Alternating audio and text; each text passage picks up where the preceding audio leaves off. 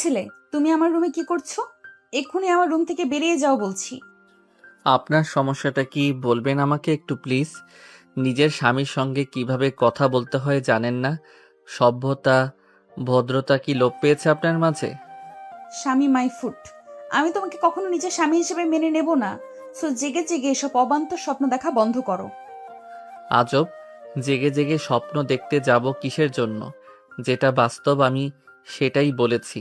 আপনি কি ভুলে যাচ্ছেন কিছুক্ষণ আগে আপনি নিজে সুস্থ মস্তিষ্কে নিজের ইচ্ছেতে শরীয়ত মোতাবেক আমাকে বিয়ে করেছেন?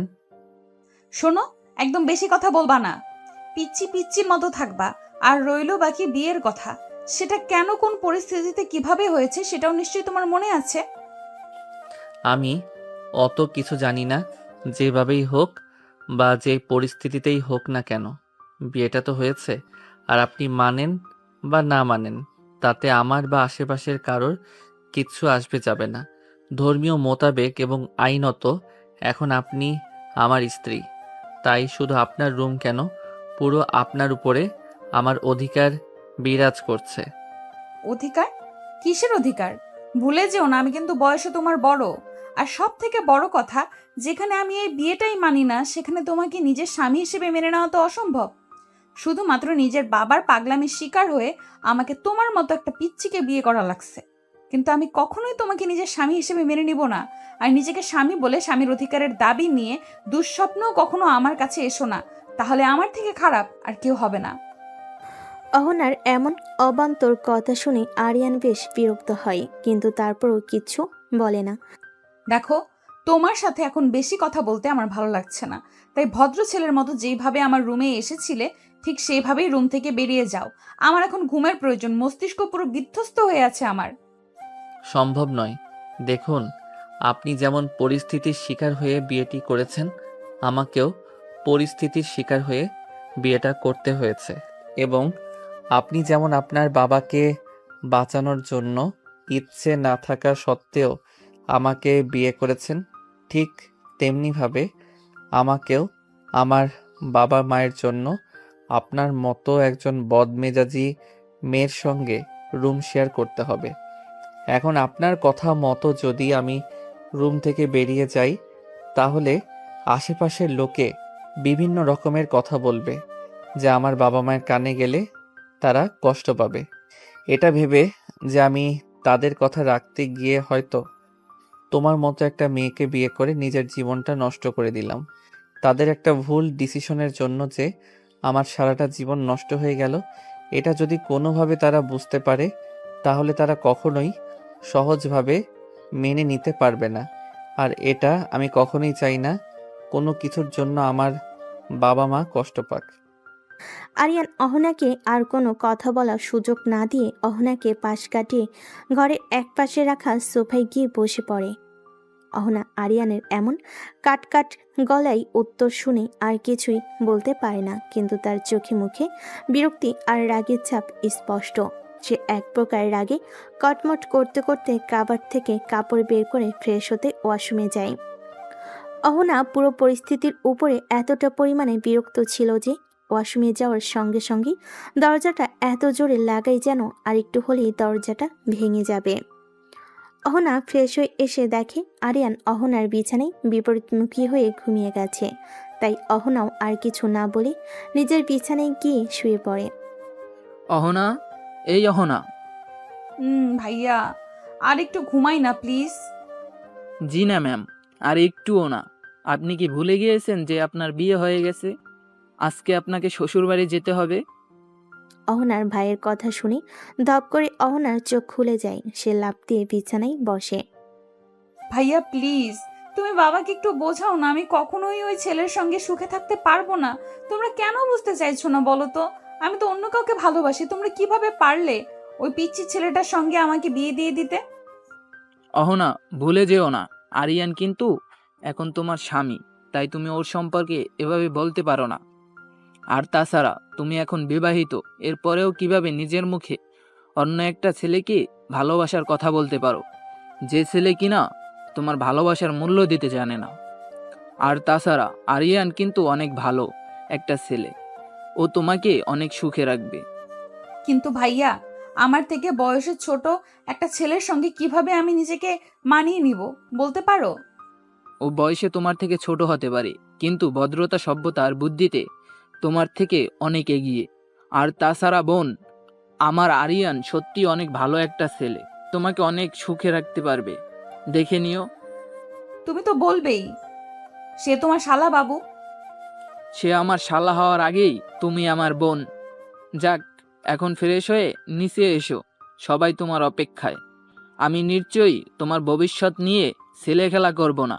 আচ্ছা, ঠিক আছে, তোমাকে এখন আমি আরিয়ানের বিষয়ে কিছুই বলবো না, কিন্তু তুমি নিজেই একদিন এসে বলবে আমরা তোমার জন্য যে সিদ্ধান্তটা নিয়েছি সেটা তোমার সিদ্ধান্তের থেকে কয়েক হাজার গুণ ভালো। কিন্তু ভাইয়া, আর কোনো কিন্তু নয়, দ্রুত উঠে ফ্রেশ হয়ে নিচে আসো, সবাই তোমার জন্য অপেক্ষা করছে। অহনার বড় ভাই আইমান অহনাকে আর কোনো কথা বলার সুযোগ না দিয়ে নিচে চলে যায়। অহনা হতাশ চোখে তার ভাইয়ের যাওয়ার দিকে চেয়ে রয়।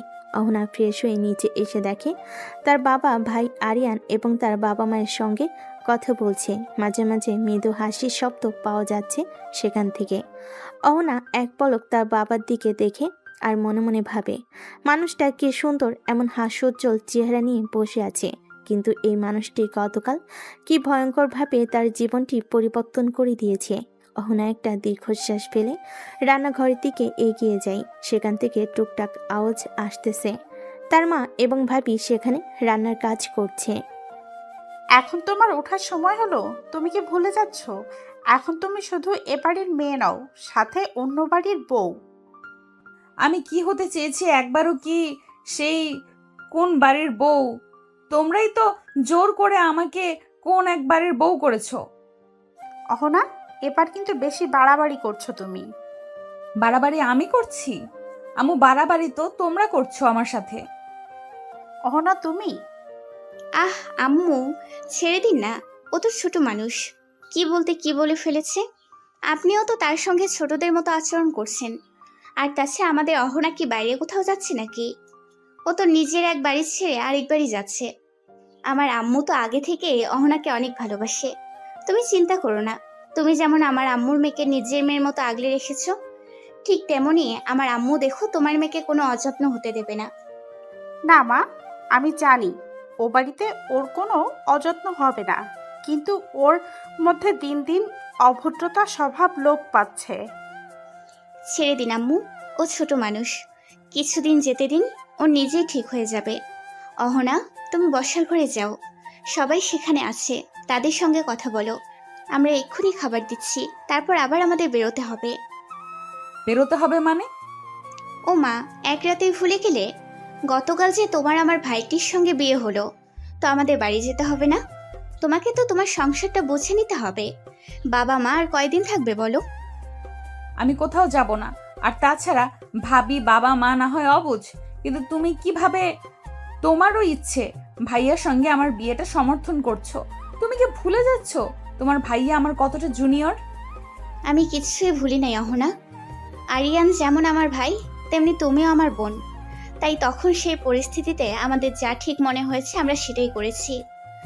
এখন হয়তো তুমি বুঝতে পারছো না, কিন্তু যেদিন তুমি আমার ভাইটিকে বুঝবে এবং জানবে, সেদিন তুমি নিজে আমার ভাইটিকে সব থেকে ভালোবাসবে।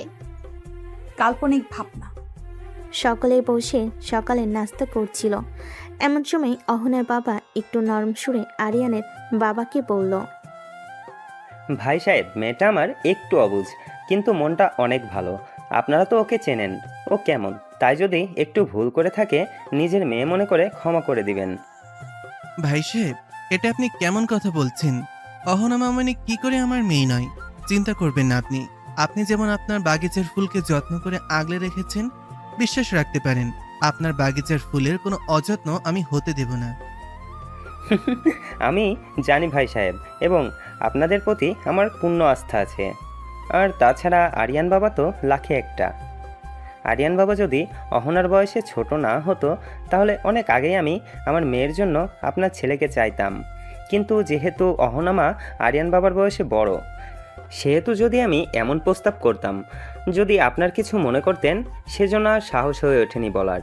কিন্তু গতকালকের দুর্ঘটনা আমার মনের একটি ইচ্ছা পূরণ করেছে। তা যা বলেছেন ভাই সাহেব। শুধু আপনি কেন, আমিও অহনা মামনিকে নিজের মেয়ে করার জন্য আগ্রহী ছিলাম, কিন্তু যেহেতু আপনার ছেলেটা আমার মেয়ের ছোট, তাই আমিও বেশ কয়েকবার বলতে যেও কথাটা বলতে পারিনি। কি বলছেন ভাই সাহেব? তাহলে তো সৃষ্টিকর্তা আমাদের দুজনেরই মনের ইচ্ছাটা পূরণ করেছে। সকলে যখন নিজেদের মধ্যে কথা বলা এবং আলোচনায় হাসি ঠাট্টায় ব্যস্ত, ঠিক তখনই অহনা লক্ষ্য করে দেখে তার বিপরীতে বসে থাকা আরিয়ান কেমন একটা নজরে যেন তার দিকে চেয়ে আছে। দৃষ্টিটা কেমন যেন অদ্ভুত লাগলো অহনার কাছে। আরিয়ানের দৃষ্টিতে কিছু তো একটা ছিল যেটা অহনা বুঝতে পারেনি, কিন্তু সে ঠিক অনুভব করেছে অন্য সময় হলে হয়তো অহনার রাগ হতো বা খারাপ লাগতো, কিন্তু এখন কেন যেন তার রাগও হচ্ছে না, অস্বস্তিও হচ্ছে না। অনুভূতিগুলো মিলেমিশে একাকার হয়ে গেছে। সকালের খাওয়া শেষ করে আস্তে আস্তে সকলে রেডি হয়ে গেল আরিয়ানদের বাড়িতে যাওয়ার উদ্দেশ্যে, কিন্তু ঠিক তখনই অহনা আবার বেঁকে বসে।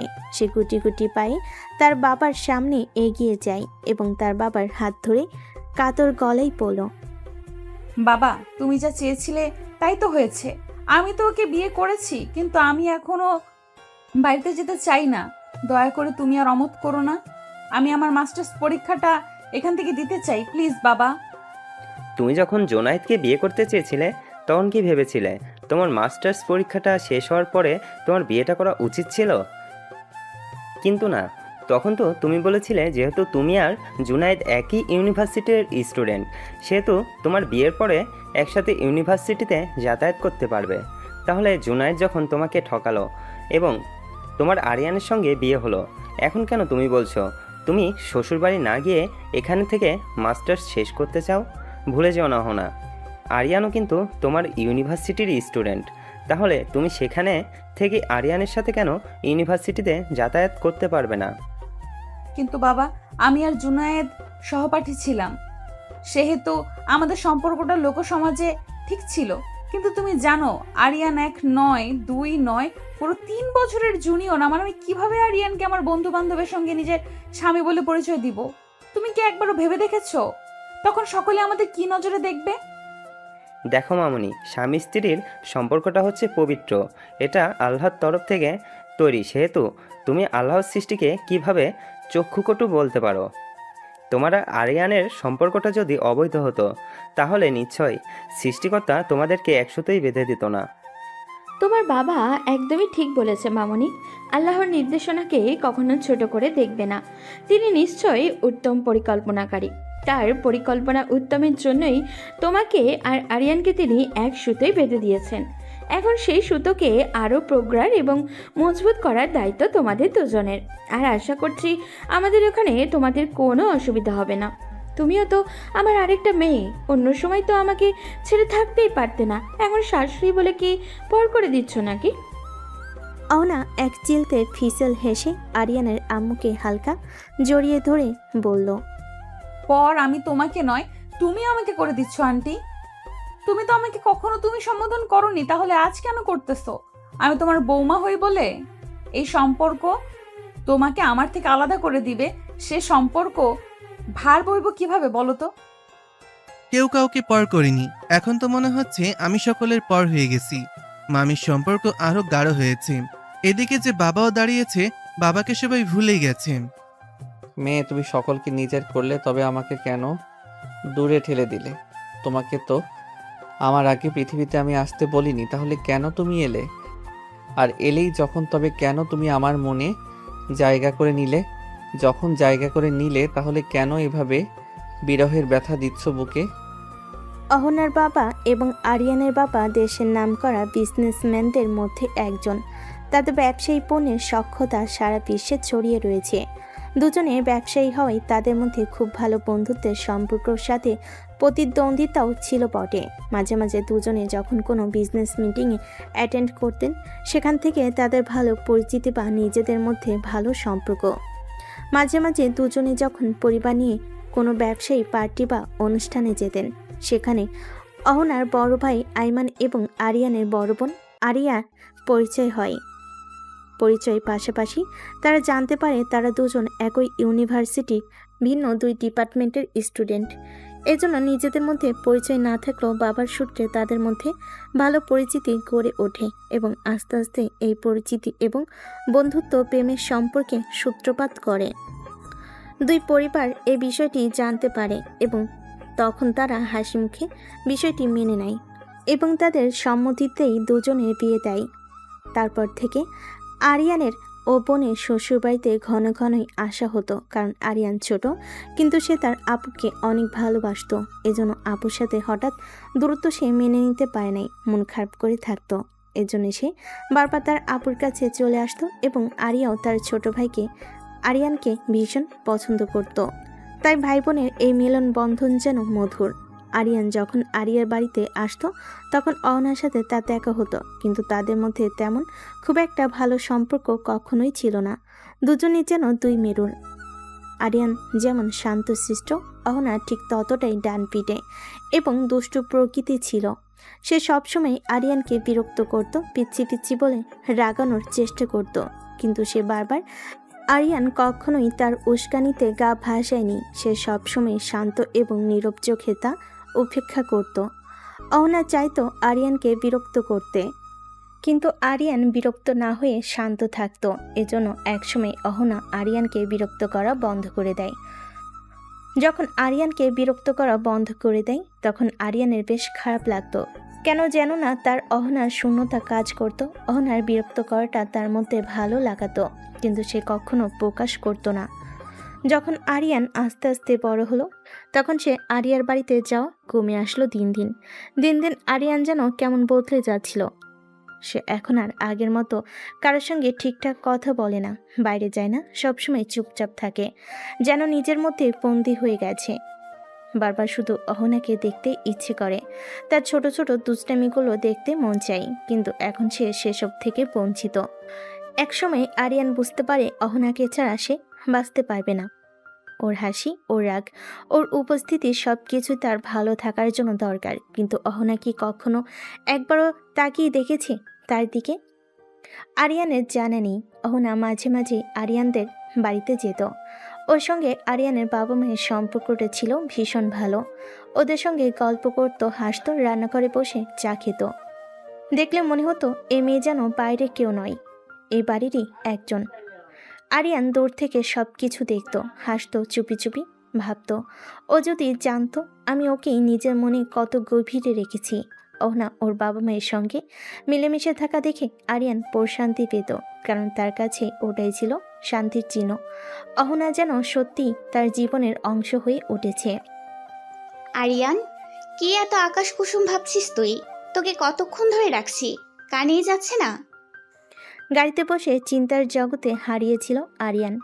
আরিয়ার ডাকে চমকে উঠে বুঝলো কল্পনায় ডুবেছিল এতক্ষণ।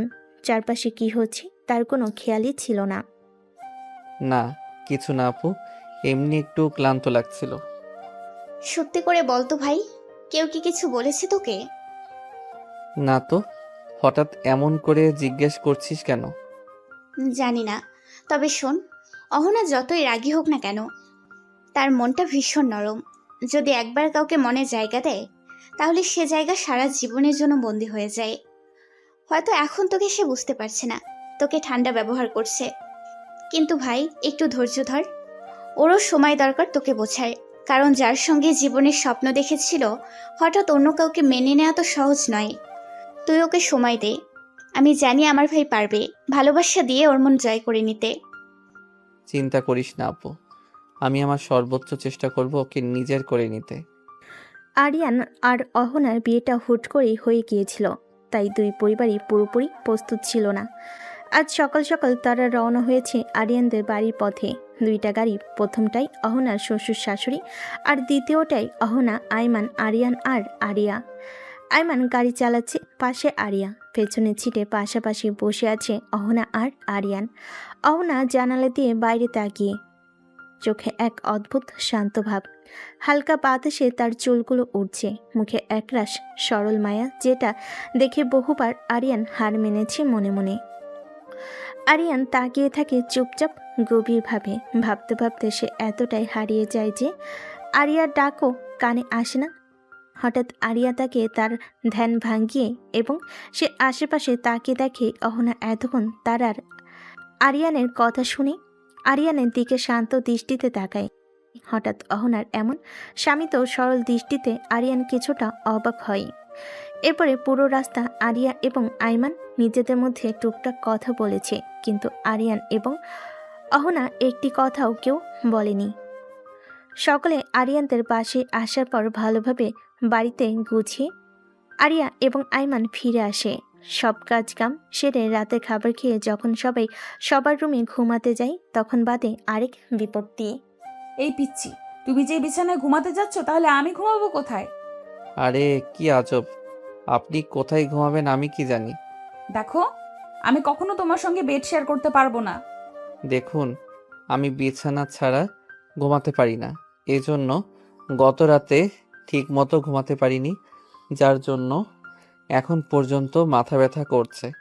গতকালকে ওটা আপনার বাড়ি ছিল জন্য কোনো সিন ক্রিয়েট করিনি, কিন্তু এটা আমার বাড়ি, আমার ঘর, তাই আমি নিশ্চয়ই আপনার জন্য আমি আমার ঘরের নিচে ঘুমাতে পারবো না বা সোফায় ঘুমাতে পারবো।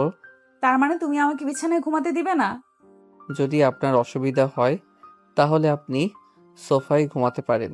আমি আবার কখন বললাম আপনাকে বিছানায় ঘুমাতে দেব না? আমি বলেছি আমি নিজে ঘুমাতে পারবো না, আর তাছাড়া আমার বেড অনেক বড়, আপনি চাইলে অন্য পাশে ঘুমাতে পারেন। কি করছো কি? তোমার মাথা ঠিক আছে? আমি তোমার সঙ্গে কখনোই বেড শেয়ার করতে পারবো না। তাহলে আপনি আপনার রাস্তা দেখতে পারেন ম্যাডাম। আরিয়ান কথা শেষ করে কমফোর্টার গায়ে জড়িয়ে আইস করে তার বিছানায় ঘুমিয়ে পড়ে। এদিকে অহনার আরিয়ানের এমন ডোন্ট কেয়ার ভাব দেখে বেশ বিরক্ত হয়। এরপর অহনা আর কোনো উপায় না পেয়ে আরিয়ানের পাশে ফাঁকা জায়গায় শুয়ে পড়ে। এটা লক্ষ্য করে আরিয়ান মুচকি হাসে আর মনে মনে বলে, চিন্তা করো না মেয়ে, ঠিক এইভাবেই আস্তে আস্তে তোমাকে নিজের আয়ত্তে নিয়ে আসবো। আর সেই দিন বেশি দূরে নেই। অনেক কষ্ট দিয়েছো আমাকে, নিজের থেকে দূরে রেখে অনেক জ্বালিয়েছো। আর নয়, এই দূরত্ব আমি ঘুচিয়ে ছাড়বো, কথা দিলাম। এদিকে অহনা এক আকাশ সমান অস্বস্তি নিয়ে আরিয়ানের পাশে গুটিসুটি মেরে ঘুমিয়ে যায়। সকালবেলা যখন আরিয়ানের ঘুম ভাঙে তখন সে পাশে লক্ষ্য করে দেখে অহনা তার পাশে নেই। এরপর সে খুব ভালো করে আশপাশটা লক্ষ্য করে। এরপর দেখে ঘরে কোথাও নেই অহনা। হঠাৎ অহনাকে নিজের পাশে না পেয়ে হক চুকিয়ে যায়। এরপর ওয়াশরুম থেকে পানির আওয়াজ আসলে সে বুঝতে পারে অহনা ওয়াশরুমে আছে। এরপর সে কিছুটা শান্ত হয়। এদিকে অহনা সবেমাত্র গোসল শেষ করে ভেজা চুলটা টাওয়াল দিয়ে পেঁচিয়ে নিতে নিতে বাইরে এসে ড্রেসিংয়ের সামনে দাঁড়াতেই সামনে ড্রেসিংয়ের আয়না দিয়ে তার ঠিক পেছনে লক্ষ্য করে দেখে আরিয়ান কেমন সন্ধিয়ান দৃষ্টিতে তার দিকে চেয়ে আছে। আরিয়ানের এমন চাহনি দেখে অহনা কিঞ্চিত ভুরকুচকে পিছন ফিরে আরিয়ানের দিকে তাকিয়ে অবাক ভঙ্গিমায় প্রশ্ন করে, এই পিচ্ছি, কি সমস্যা কি তোমার? কি দেখো এভাবে? আগে কি কখনো মেয়ে দেখো নাই নাকি? আর এভাবে নির্লজ্জের মতো সিনিয়র আপুর দিকে চেয়ে আছো কেন? সরি, আপনি কিঞ্চিত ভুল করেছেন।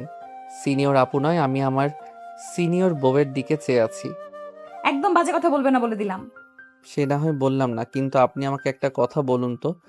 রাতে তো বললেন খুব যে আপনি আমার সঙ্গে বেড শেয়ার করবেন না, কিন্তু আমার যতটুকু মনে পড়ে রাতে তো আমি শুধুমাত্র আপনার সাথে বেড শেয়ার করে ঘুমিয়েছি। সকালে উঠে আপনার গোসল করার মতো কিছু তো আমি করিনি। তাহলে আপনি সকাল সকালে শীতের দিনে গোসল কেন করলেন? এতে যে বাহিরের মানুষ ভাববে আমার নামে কিছু দুষ্টু কথা, যে আমি রাত বেরাতে আমার সিনিয়র বউয়ের সাথে। হায় হায়, বাকিটা বলতে আমার শরম করে। একটা চট দিয়ে দাঁত সবগুলো ফেলে দেবো, ফাজিল ছেলে কোথাকার। ভুলে যেও না, আমি কিন্তু তোমার বড় আপু লাগি। তো আমার সঙ্গে এমন বেহায়াপনা কথাবার্তা বললে একটা দাঁতও আর আস্ত থাকবে না। হাই, শুধু বলতে না আরো অনেক কিছুই করতে পারি। কখনো তো তোমাকে একটা কথাও বলতে শুনি নাই, যেন ভাজা মাছটা উল্টে খেতে জানে না, সব সময় চুপচাপ থাকতে। কিন্তু তোমার যে পেটে পেটে এত শয়তানি, তা তো এখন হাড়ে হাড়ে টের পাচ্ছি। আগে ছিলেন সিনিয়র আপু তাই ভদ্রতা দেখিয়েছি, কিন্তু এখন তো আপনি সিনিয়র বউ, এখন ভদ্রতা দেখালে জীবনে বাপ ডাক শুনতে পারবো না। সরি, এটা করতে পারবো না আমি। গুণীজনেরা বলেছেন জীবনে উন্নতি করতে হলে তাড়াতাড়ি বাপ ডাক শুনতে হইবে, বুঝিতে পারিয়াছেন? ছি করার কি ছিরি? অহনা আরিয়ানের এমন উদ্ভট কথা শুনে চোখ মুখ খিচে বন্ধ করে বিরক্ত প্রকাশ করে। কিন্তু আরিয়ান অহনার এই কুচকানো চেহারা দেখে থমকে যায় কিছু সময়ের জন্য।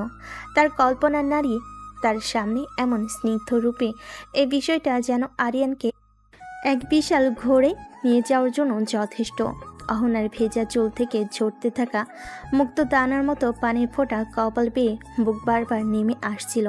সেখান থেকে নেমে তার গলা পেয়ে যত নিচে নামছিল, আরিয়ান আরও বেশি ঘরের মধ্যে চলে যাচ্ছিল। সে তার নিয়ন্ত্রণ হারিয়ে বিছানা থেকে উঠে দাঁড়ায় এবং আস্তে আস্তে অহনার দিকে এগিয়ে যেতে থাকে। কিন্তু অহনা এতটাই অন্যমনস্ক ছিল যে আরিয়ান যে তার দিকে ধেয়ে আসছে সে লক্ষ্য করেনি। যখন সে লক্ষ্য করল তখন আরিয়ান অহনার কাছে চলে গিয়েছিল। অহনা যখনই আরিয়ানকে কিছু বলতে যাবে তার আগে আরিয়ান ঘটিয়ে ফেলে একটি অঘটন। হুট করে অহনার কোমর জড়িয়ে তাকে নিজের কাছে নিয়ে আসে এবং তার বাম হাত অহনার ডান গালে স্পর্শ করে। সাথে সাথে অহনা শিউরে ওঠে। সে কখনোই আরিয়ানের এতটা কাছে আসেনি এবং আরিয়ান এতটা কাছে চলে আসে সে কী করবে কিছু বুঝতে পারছিল না, বেশ অপ্রস্তুত হয়ে পড়ে। আর আরিয়ান অহনাকে কিছু বলার সুযোগ না দিয়েই অহনার ভেজা গলায় নিজের মুখ ডুবিয়ে নাক দিয়ে মুক্তদানার পানিটা শুষে শুষে নিতে থাকে। এবার অহনা নিজেকে সংযত করতে না পেরে আরিয়ানকে নিজের থেকে ছাড়ানোর জন্য বেশ খানিকটা জোরে ধাক্কা দিয়ে দেয় এবং আরিয়ান কিছু বুঝে ওঠার আগে সে অহনার ধাক্কার তাল সামলাতে না পেরে পড়ে যায় এবং আরিয়ান কিছু বুঝে ওঠার আগে সে অহনার দেওয়া ধাক্কাতে তাল সামলাতে না পেরে পড়ে যায় এবং তার পেটের কোণে গিয়ে পড়লে বেডের কোণার সঙ্গে তার কপালে লেগে খানিকটা কপাল কেটে যায় এবং তার ঘোর কেটে যায়। আরিয়ানের ঘোর কেটে যেতে সে বুঝতে পারে সে কি করতে যাচ্ছিল এবং সে অপরাধী ন্যায় মাথা নিচু করে যেন অহনাকে সরি বলতে যাবে অমনি অহনা সজোরে আরিয়ানের গালে জ্বর বসিয়ে দেয়। ছি, তোকে তো আমি ভালো ভাবতাম, কিন্তু তুই তো জঘন্য খারাপ রে। সুযোগ পেয়েছিস কিনা হামলে পড়েছিস। আমার এখন ভাবতে ঘেন্না হচ্ছে, বাবা কেমন করে পারলো তোর মতো একটা পশুর সঙ্গে আমাকে বিয়ে দিতে। ছি, আমার গা গোলাচ্ছে তোর সঙ্গে কথা বলতে। আরিয়ান এখনও অপরাধীর মতো দাঁড়িয়ে রয়েছে। সে আবারও সরি বলতে যাবে তখনই অহনা তাকে আরেকবার ধাক্কা দিয়ে চোখের পানি মুছতে মুছতে বাইরের দিকে এক প্রকার দৌড়ে চলে যায়। আরিয়ান ফ্রেশ হয়ে একেবারে ইউনিভার্সিটি যাওয়ার জন্য রেডি হয়ে নিচে এসে দেখে অহনা বসে আছে এবং তার মা অহনার মাথায় হাত বুলিয়ে দিচ্ছে এবং তাকে খাইয়ে দিচ্ছে পরম যত্নে। আরিয়ান বেশ কিছু মুহূর্ত উপরে সেরকম থমকে দাঁড়িয়ে তার মা এবং বইয়ের খুনসুটি দেখছিল। এরপর সে আলতো পায়ে ধীরে ধীরে এগিয়ে আসে। আম্মু, ক্ষুধা লাগছে, দ্রুত খেতে দাও। আমাকে আবার ইউনিভার্সিটি যেতে হবে। আজকে অনেক ইম্পর্ট্যান্ট একটা ক্লাস আছে, কোনোভাবে সেটা মিস দেওয়া যাবে না। হ্যাঁ বাবা, তুই একটু বল, আমি এক্ষুনি তোকে খাবার দিচ্ছি।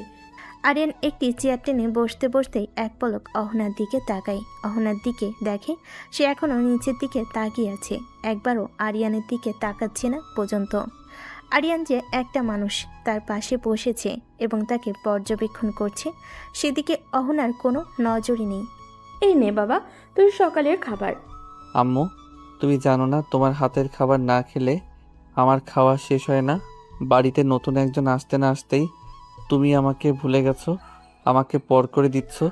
দেখো ছেলের কাণ্ড, তোকে তো রোজই খাইয়ে দিই, কিন্তু মেয়েটা তো এখানে নতুন, আমি তো ওরও মা, তাই না? তাই তো এখন সে কি না খেয়ে থাকবে? আমি আবার কখন বললাম না খেয়ে থাকার কথা? আমি শুধু বললাম আমাকে খাইয়ে দাও, আমাকে যেতে হবে। যদি তোমার সময় না থাকে বলো, আমি না খেয়ে চলে যাচ্ছি, বাইরে কিছু খেয়ে নিব। আরিয়ান, এবার কিন্তু তুমি একটু বেশি বেশি বলছো। আচ্ছা ঠিক আছে, তোমার নিজেদের মধ্যে তর্ক বিতর্ক করে না। আরিয়ান বাবা তো এদিকে আয় তো, আজকে আমি আমার ছেলে মেয়ে দুজনকেই নিজের হাতে খাইয়ে দেবো একসাথে। দেখি এদিকে আয় দ্রুত, তোদেরও তো আবার দুজনকে ইউনিভার্সিটিতে যেতে হবে।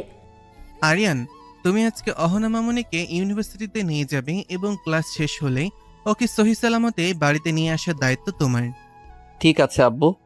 আঙ্কেল, আমি বলছিলাম কি, এখান থেকে তো ইউনিভার্সিটি বেশি দূর না, আমি একাই যেতে পারবো, ওকে আর কষ্ট করতে হবে না। এখানে কষ্টের কি আছে মামনি? তুমি ওর বউ, এটা ওর দায়িত্ব। আর আমি আমার সন্তানকে কখনো নিজের দায়িত্ব থেকে পালিয়ে বেড়াতে শেখাইনি। আরে আমি তোমাকে নিয়ে যাব, সে গিয়ে নিয়ে আসবে। আর তোমার কাছে আমার অভিযোগ আছে আম্মু। কি অভিযোগ আঙ্কেল? আমি ঠিক বুঝলাম না। এই যে তখন থেকে তুমি দেখছি আমাদেরকে আঙ্কেল আন্টি বলে যাচ্ছ। আমরা কি তোমার খুব পছন্দ করেছি মা? আমরা কি তোমার বাবা মায়ের মতন দেখভাল করতে পারছি না? আমাদের কি বাবা মা বলে ডাকা যায় না? এভাবে বলছো কেন তুমি? আচ্ছা ঠিক আছে, এখন থেকে আমি তোমাদেরকে আব্বু আম্মু বলে ডাকবো, ঠিক আছে? আর অভিমান করতে হবে না। আরিয়ানের মা আরিয়ান এবং অহনাকে পরম যত্নে খাইয়ে দিচ্ছিল। আরিয়ান খাচ্ছিল এবং একটু পরপর আর চোখে অহনাকে লক্ষ্য করছিল এবং ভাবছিল, কোন ধাতু দিয়ে তৈরি করা এই মেয়েটা? ঘরে একরকম ব্যবহার, বাইরে আরেক রকম ব্যবহার। এ মানুষ নাকি গিরগিটি? দেখতে না দেখতে চোখের পলকে রং বদলাতে শুরু করে দেয়। আল্লাহ, আমার কপালে যে কি আছে তুমি ভালো জানো। আরিয়ান এবং অহনার খাওয়া শেষ হলে আরিয়ান বাইরে গিয়ে বাইক নিয়ে অহনার জন্য অপেক্ষা করতে থাকে। তাকে নিয়ে ভার্সিটিতে যাবে, কিন্তু মিনিট কয়েক পরে অহনা নিচে আসলো ঠিকই, কিন্তু আরিয়ানের বাইকে না চড়ে সামনে একটা রিক্সা ডাক দেয়। এতে আরিয়ান ভুল কুচকে তার দিকে তাকায় এবং অহনা পুরোপুরি আরিয়ানকে উপেক্ষা করে যে না রিক্সায় উঠতে যাবে, অমনি আরিয়ান অহনার হাত ধরে ফেলে এবং সাথে সাথেই অহনা নিজের হাতটা ঝাটকা মেরে ছাড়িয়ে নেয়। কি করছেনটা কি আপনি? আব্বু কি বলল শুনতে পান নাই? আপনি রিক্সা কেন নিচ্ছেন? দুজনে তো একই ইউনিভার্সিটিতে যাব, তাহলে একসাথে কি সমস্যা যেতে? আমি কখনোই তোর মতো একটা ছোট মানসিকতার মানুষের সঙ্গে যেতে পারবো না। কে বলতে পারে ইউনিভার্সিটিতে নিয়ে যাওয়ার নাম করে আবার উল্টাপাল্টা কোথাও নিয়ে গেলি আমার কোনো ক্ষতি করার জন্য? তোকে দিয়ে বিশ্বাস আছে? আরিয়ান এবার অহনার কথাই বেশ কষ্ট পায়, কিন্তু সে তা মুখে প্রকাশ করে না। সে বুঝতে পারে অহনা এখনও আরিয়ানের উপরে অভিমান করে আছে, তাই সে তার কথা না বাড়িয়ে অহনাকে নরম গলায় বলল, দেখুন, সকালে যেটা হয়েছে সেটা পুরোটাই দুর্ঘটনাবশত হয়ে গেছে এবং তার জন্য আমি অনুতপ্ত। আমি আপনার কাছে ক্ষমা চাইছি। প্লিজ আমাকে ক্ষমা করে দিন। দুর্ঘটনা? কোনটা দুর্ঘটনার কথা বলছিস তুই?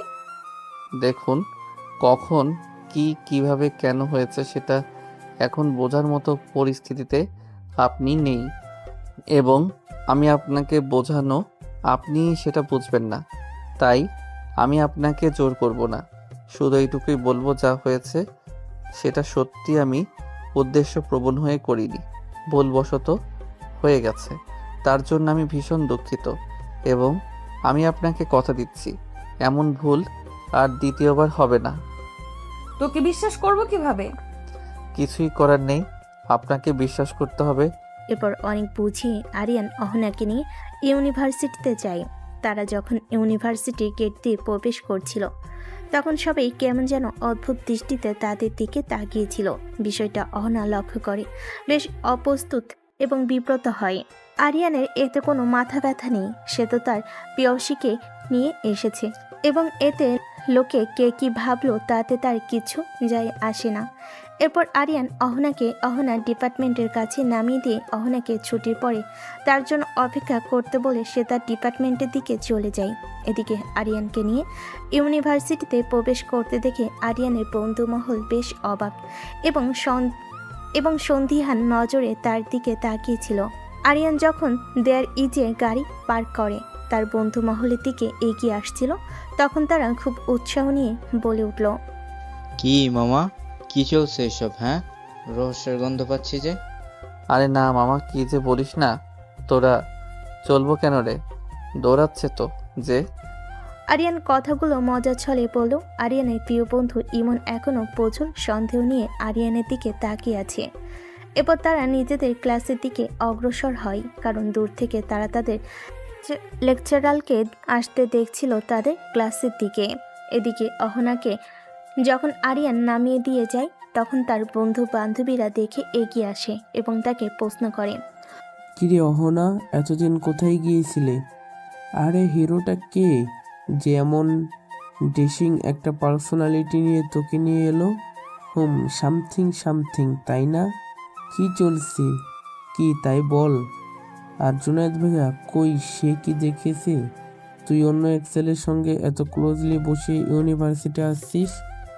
অহনা প্রথম থেকে স্বাভাবিক থাকলেও পরবর্তীতে যখন সকলে তার সামনে হুট করে জুনায়েদের প্রশ্ন করে তখন তার মুখের রং পরিবর্তন হয় এবং সে মুখে বেশ বিরক্ত এবং রাগ নিয়ে বলে, তোদের কি এইসব আজাইরা কথাবার্তা ছাড়া আর কোনো কথা থাকে না? কাজকাম নাই নাকি? আর তাছাড়া আমি কাউকে নিজের গতি সম্পর্কে কোনো প্রকার জবাবদিহি করতে প্রস্তুত না। এখন সকলে চল ক্লাসের দিকে।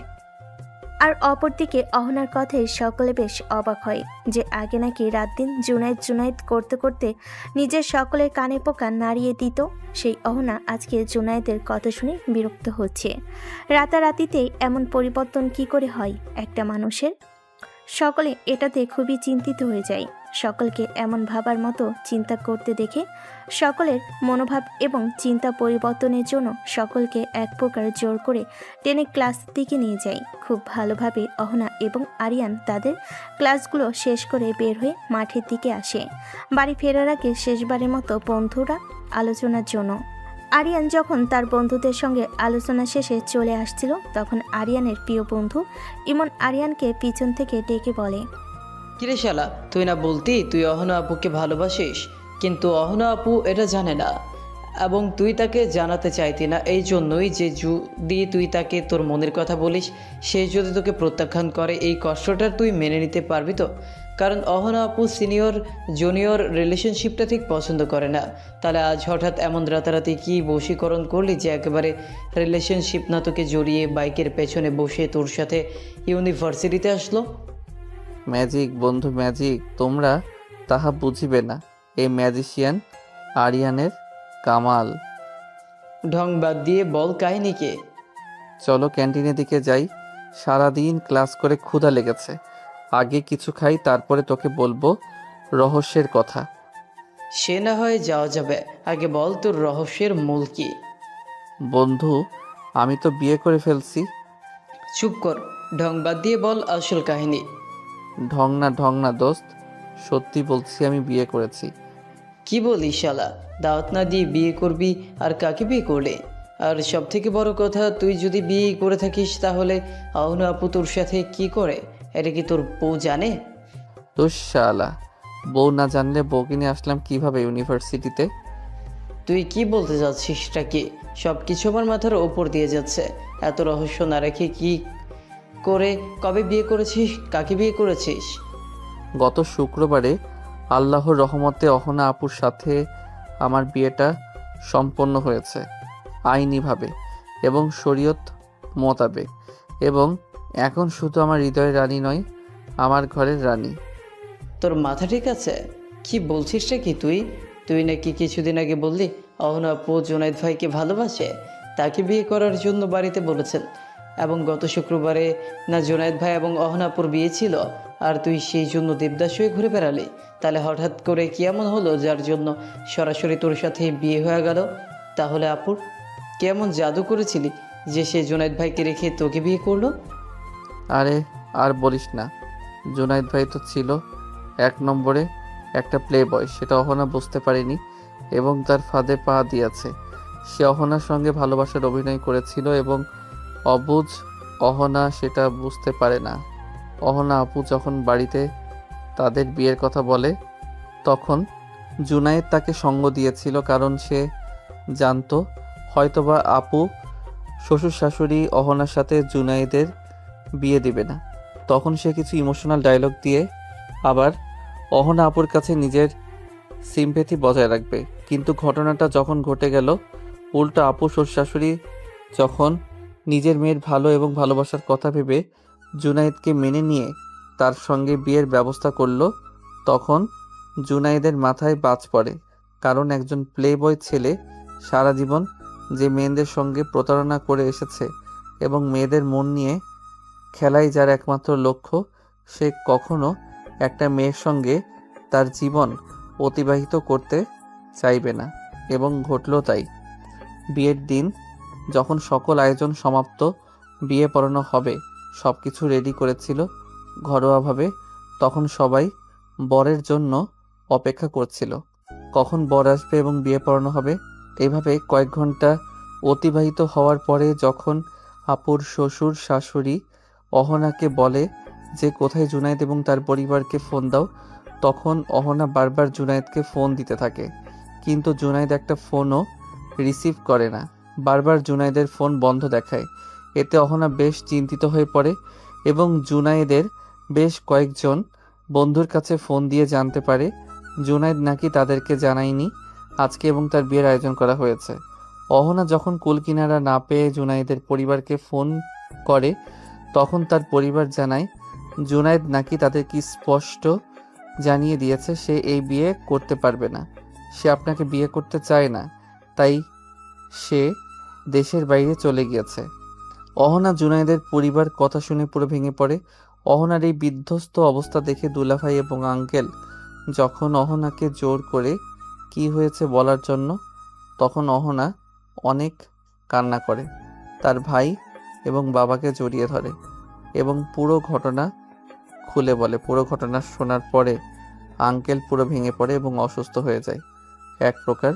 আর এদিকে তার ভাই তো রেগে আগুন, তার কলিজার টুকরা আদরের ছোট বোনকে যে এইভাবে অন্যায়ভাবে কান্না করিয়েছে এবং যার জন্য তার বাবা আজকে অসুস্থ, তাকে সে ধ্বংস না করে ছাড়বে না। এই জন্য সে জুনায়েদের খোঁজ লাগে এবং জানতে পারে জুনায়েদ অন্য একটা মেয়েকে নিয়ে দেশের বাইরে গিয়েছে এবং এটা নাকি জুনায়েদের স্বভাব, এক একদিন এক এক মেয়ের সঙ্গে সম্পর্ক কন্টিনিউ করা। এরপর যখন আঙ্কেল হঠাৎ করে অসুস্থ হয়ে পড়ে, তখন আঙ্কেলের মতো এমন কঠিন ব্যক্তিত্বের মানুষকে এতটা হতাশ হতে দেখে আমার বাবা আঙ্কেলের কাছে এগিয়ে যায় এবং তাকে পুরো সান্ত্বনা দিতে থাকে। কিন্তু যখন আঙ্কেল পুরো ভেঙে পড়ে, আব্বুর হাত ধরে এক প্রকার কান্না করে দেয়। তখন আব্বু বলে আমার সঙ্গে অহনার বিয়ে দিবে যদি কারো কোনো আপত্তি না থাকে। প্রথম দিকে বেশ প্রতিবন্ধকতা এসেছিল যে আমি অহনা ছোট, অহনা আমার থেকে বড়, এটা নিয়ে অনেক কথা হয়েছিল, কিন্তু সকল কথাকে উপেক্ষা করে আমাদের দুই পরিবার আমাদের সম্পর্কটা মেনে নেয় এবং আমাদের বিয়ের জন্য বলে। ইমন এতক্ষণ খুব ধৈর্য সহকারে এবং মনোযোগ সহকারে আরিয়ানের সমস্ত কথা শুনছিল এবং তার সমস্ত কথা শোনার পরে সে বিস্ময় পুরো অবাক হয়ে আরিয়ানের দিকে তাকায় এবং বোকা স্বরে বলল, অহনা আপু রাজি হলো তোকে বিয়ে করতে? সে কি আর সহজে রাজি হয় রে বন্ধু?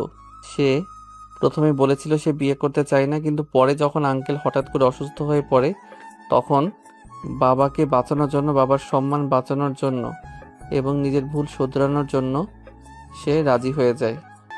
তবে যাই বল বন্ধু, আল্লাহ কিন্তু তোর কপাল তৈরি করেছে। একটা খেতে গেলি ক্রাশের বিয়ে, অথচ ক্রাশকে বউ করে নিয়ে চলে এলি। বাহ, পুরো সিনেমার কাহিনীই হয়ে গেছে।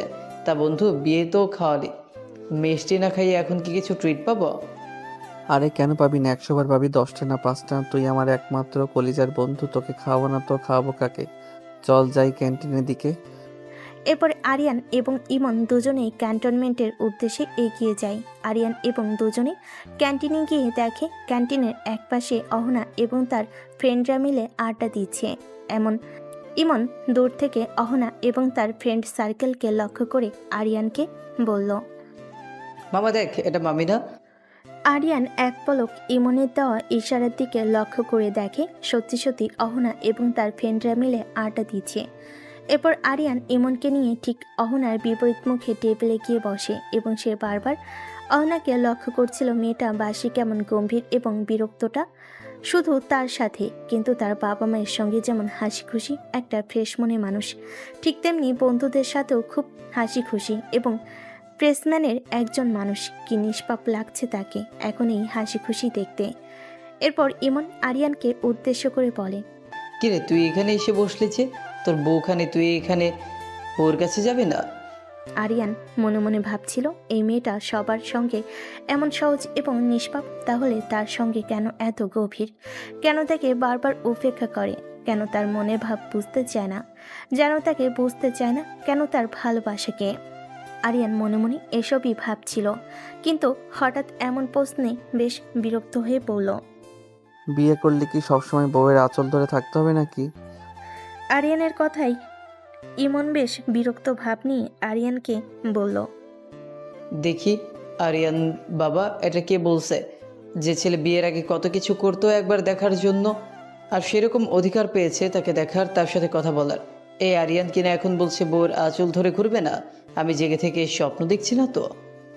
এসব বলে ইমন ঢং করে নিজের হাতে চিমটি কাটার ভান করে বলল, আমি স্বপ্ন দেখছি না, এটা সত্যি। আর কি হয়েছে বাবা তোমার? বিয়ের পরে এখন কি আর বলতে ভালো লাগে না নাকি? প্রথম রাতেই বউ এমন ডোজ দিয়েছে যে মানসম্মানের ভয়ে আর কাছে যেতেই পারছো না। ইমনের এমন উদ্ভট কথা শুনে আরিয়ান যুগান্তরাল হতে পারে এবং সেই ব্যক্তিটা আছে। ওই বিরক্তিটা এবার রাগে পরিণত হয় এবং সে ইমনকে মারার বাহানায় করে উঠলেই তার হাতে লেগে একটা গ্লাস মাটিতে পড়ে যায় এবং সজোরে শব্দ হয়, ভেঙে যায় এবং ক্যান্টিনে যত মানুষ ছিল সবাই তাদের দিকে নজর করে। সাথে অহনা এবং বন্ধু মহলও তাদের দিকে লক্ষ্য করে। সকলেই যখন অবাক হয়ে আরিয়ান এবং ইমনের দিকে তাকায় তখন ইমনও আর নিজেও অপরিচিত হয়ে সকলের থেকে নজর লুকাতে হঠাৎ আরিয়ানের নজর আটকে যায়। অহনা কেমন করে যেন আরিয়ানের দিকে তাকিয়ে আছে। এবার পরিস্থিতি সামাল দিতেই আরিয়ান উঠে গিয়ে অহনার সামনে দাঁড়ায় এবং বলে, অহনা চলো, বাড়ি যেতে হবে। তুই চলে যেতে পারিস, আমার বাড়ি যেতে দেরি হবে, আমি এখন বাড়িতে যাব না। অহনা, তুমি হয়তো ভুলে যাচ্ছ, বাবা সকালে কি বলে দিয়েছে। তিনি বলেছে প্রতিদিন তোমাকে নিয়ে যেতে এবং নিয়ে আসতে, তাই বেশি জিদ করো না। চলো, আমাদেরকে বাড়ি ফিরতে হবে। অহনা এবার বেশ বিরক্ত হয়ে কোনো কিছু না ভেবে সকলের সামনে উঠে আরিয়ানের গালে একটা সজোরে চড় মারে এবং রাগে গজগজ করতে করতে বলে সে, এই ছেলে, এই তো সমস্যা কি? তোকে বলেছি না আমি এখন বাড়ি যাব না, তাহলে কেন বারবার তুই আমাকে বিরক্ত করছিস? আরিয়ান বেশ অবাক হয়ে অহনার দিকে কিছুক্ষণ চেয়ে থেকে এরপর আশেপাশে নজর ঘুরিয়ে দেখে সকলে তাকে দেখে হাসছে। এতে আরিয়ান বেশ অপমানিত বোধ করে এবং সে আর কাউকে কিছু না বলে মাথা নিচু করে সেখান থেকে বেরিয়ে যায় এবং ইমন আরিয়ানের পিছনে তাকে ডাকতে ডাকতে যায়, কিন্তু আরিয়ানের জন্য কোনো কথাই তার কানে যাচ্ছে না। এতদিন অহনা আরিয়ানকে অনেকভাবে অপমান করেছে, কিন্তু কখনো আরিয়ানের এতটা খারাপ লাগেনি। কিন্তু আজকে অহনা যেটা করেছে তার জন্য আরিয়ান মনে মনে ভীষণ কষ্ট পেয়েছে। আরিয়ান মনে মনে ভাবে সে কি সত্যি অনেক বেশি বেশি করে ফেলেছে? সে কি সত্যি সত্যি অহনাকে খুব বেশি বিরক্ত করে ফেলেছে? এভাবে সে ভাবছিল এবং তার চোখ দিয়ে কয়েক ফোঁটা নোনা জল গড়িয়ে পড়ে রাগে অপমানে। কিন্তু এদিকে অহনা আরিয়ানকে রাগের কারণবশত চর মেরে দিল। পরবর্তীতে ওর জন্য মনে মনে তার ভীষণ খারাপ লাগে, কারণ আরিয়ান তো ভুল কিছু করেনি। সকলেই তো সত্যি সত্যি আরিয়ানের বাবা তাদের দুজনকে একসাথে ইউনিভার্সিটিতে যাওয়া আসা করার জন্য বলেছিল। সে তো শুধুমাত্র তার দায়িত্ব পালন করতে চেয়েছিল, কিন্তু অহনা এটা কি করলো? অহনা যখন মনে মনে অপরাধ বোধে ভুগছিল এবং এসব ভাবছিল, ঠিক তখনই অহনার বান্ধবী লিজা সামনের দিকে এগিয়ে আসে এবং অহনার কাঁধে হাত রাখে। এতে অহনা বাস্তব জগতে ফিরে আসে কল্পনার জগৎ থেকে। অহনা ছেলেটা কে রে? আগে তো কখনো তোর সাথে দেখিনি। হ্যাঁ, বেশ কয়েকবার আমাদের ক্যাম্পাসে দেখেছি, কিন্তু তোর সাথে কখনো দেখিনি। তুই কি ছেলেটাকে চিনিস? আর ওই ছেলে তোকে বাসায় যাওয়ার কথা বললো কেন? কিছু তো বুঝলাম না। কবে থেকে তোরা একসাথে যাতায়াত করিস? আর তোরা কি একই বাড়িতে থাকিস নাকি? ও যে বললো ওর বাবা তোদের একসঙ্গে যেতে বলেছে। না, তেমন কিছু না। ও আমার ভাবের ছোট ভাই, আর ওকে এই ক্যাম্পাস দেখাতেই নিয়ে এসেছি, কারণ ও অনার্স 2য় বর্ষের ছাত্র, কেমিস্ট্রি ডিপার্টমেন্টের। তাহলে তুই হঠাৎ তোকে চড় মারতে গেলি কেন? আর তোর যে এত হ্যান্ডসাম একটা বেয়াই আছে, আগে তো বলিসনি কেন? আগে বললে কি হতো? না, তেমন কিছু না। তোর বেয়াই মানে তো আমাদেরও বেয়াই লাগে, তাই না? সো এত হ্যান্ডসাম একটা বেয়াই থাকলে কে বা পরিচিত না হয়ে থাকতে পারবে বল? আর তুই ছেলেটাকে হঠাৎ করে মারলি কেন? তুই না গেলে বলতি, আমি ওকে বলতাম আমাকে লিফট দিতে। অহনা এতক্ষণ চুপচাপ লিজার কথা শুনলেও লিজার বলা শেষ কথাগুলো যেন সূচের মতো তার কানে প্রবেশ করে। অহনা লিজার দিকে তাকিয়ে দেখে লিজা কেমন একটা অদ্ভুত করে যেন হাসছে, যেটা অহনার একদম পছন্দ হয়নি।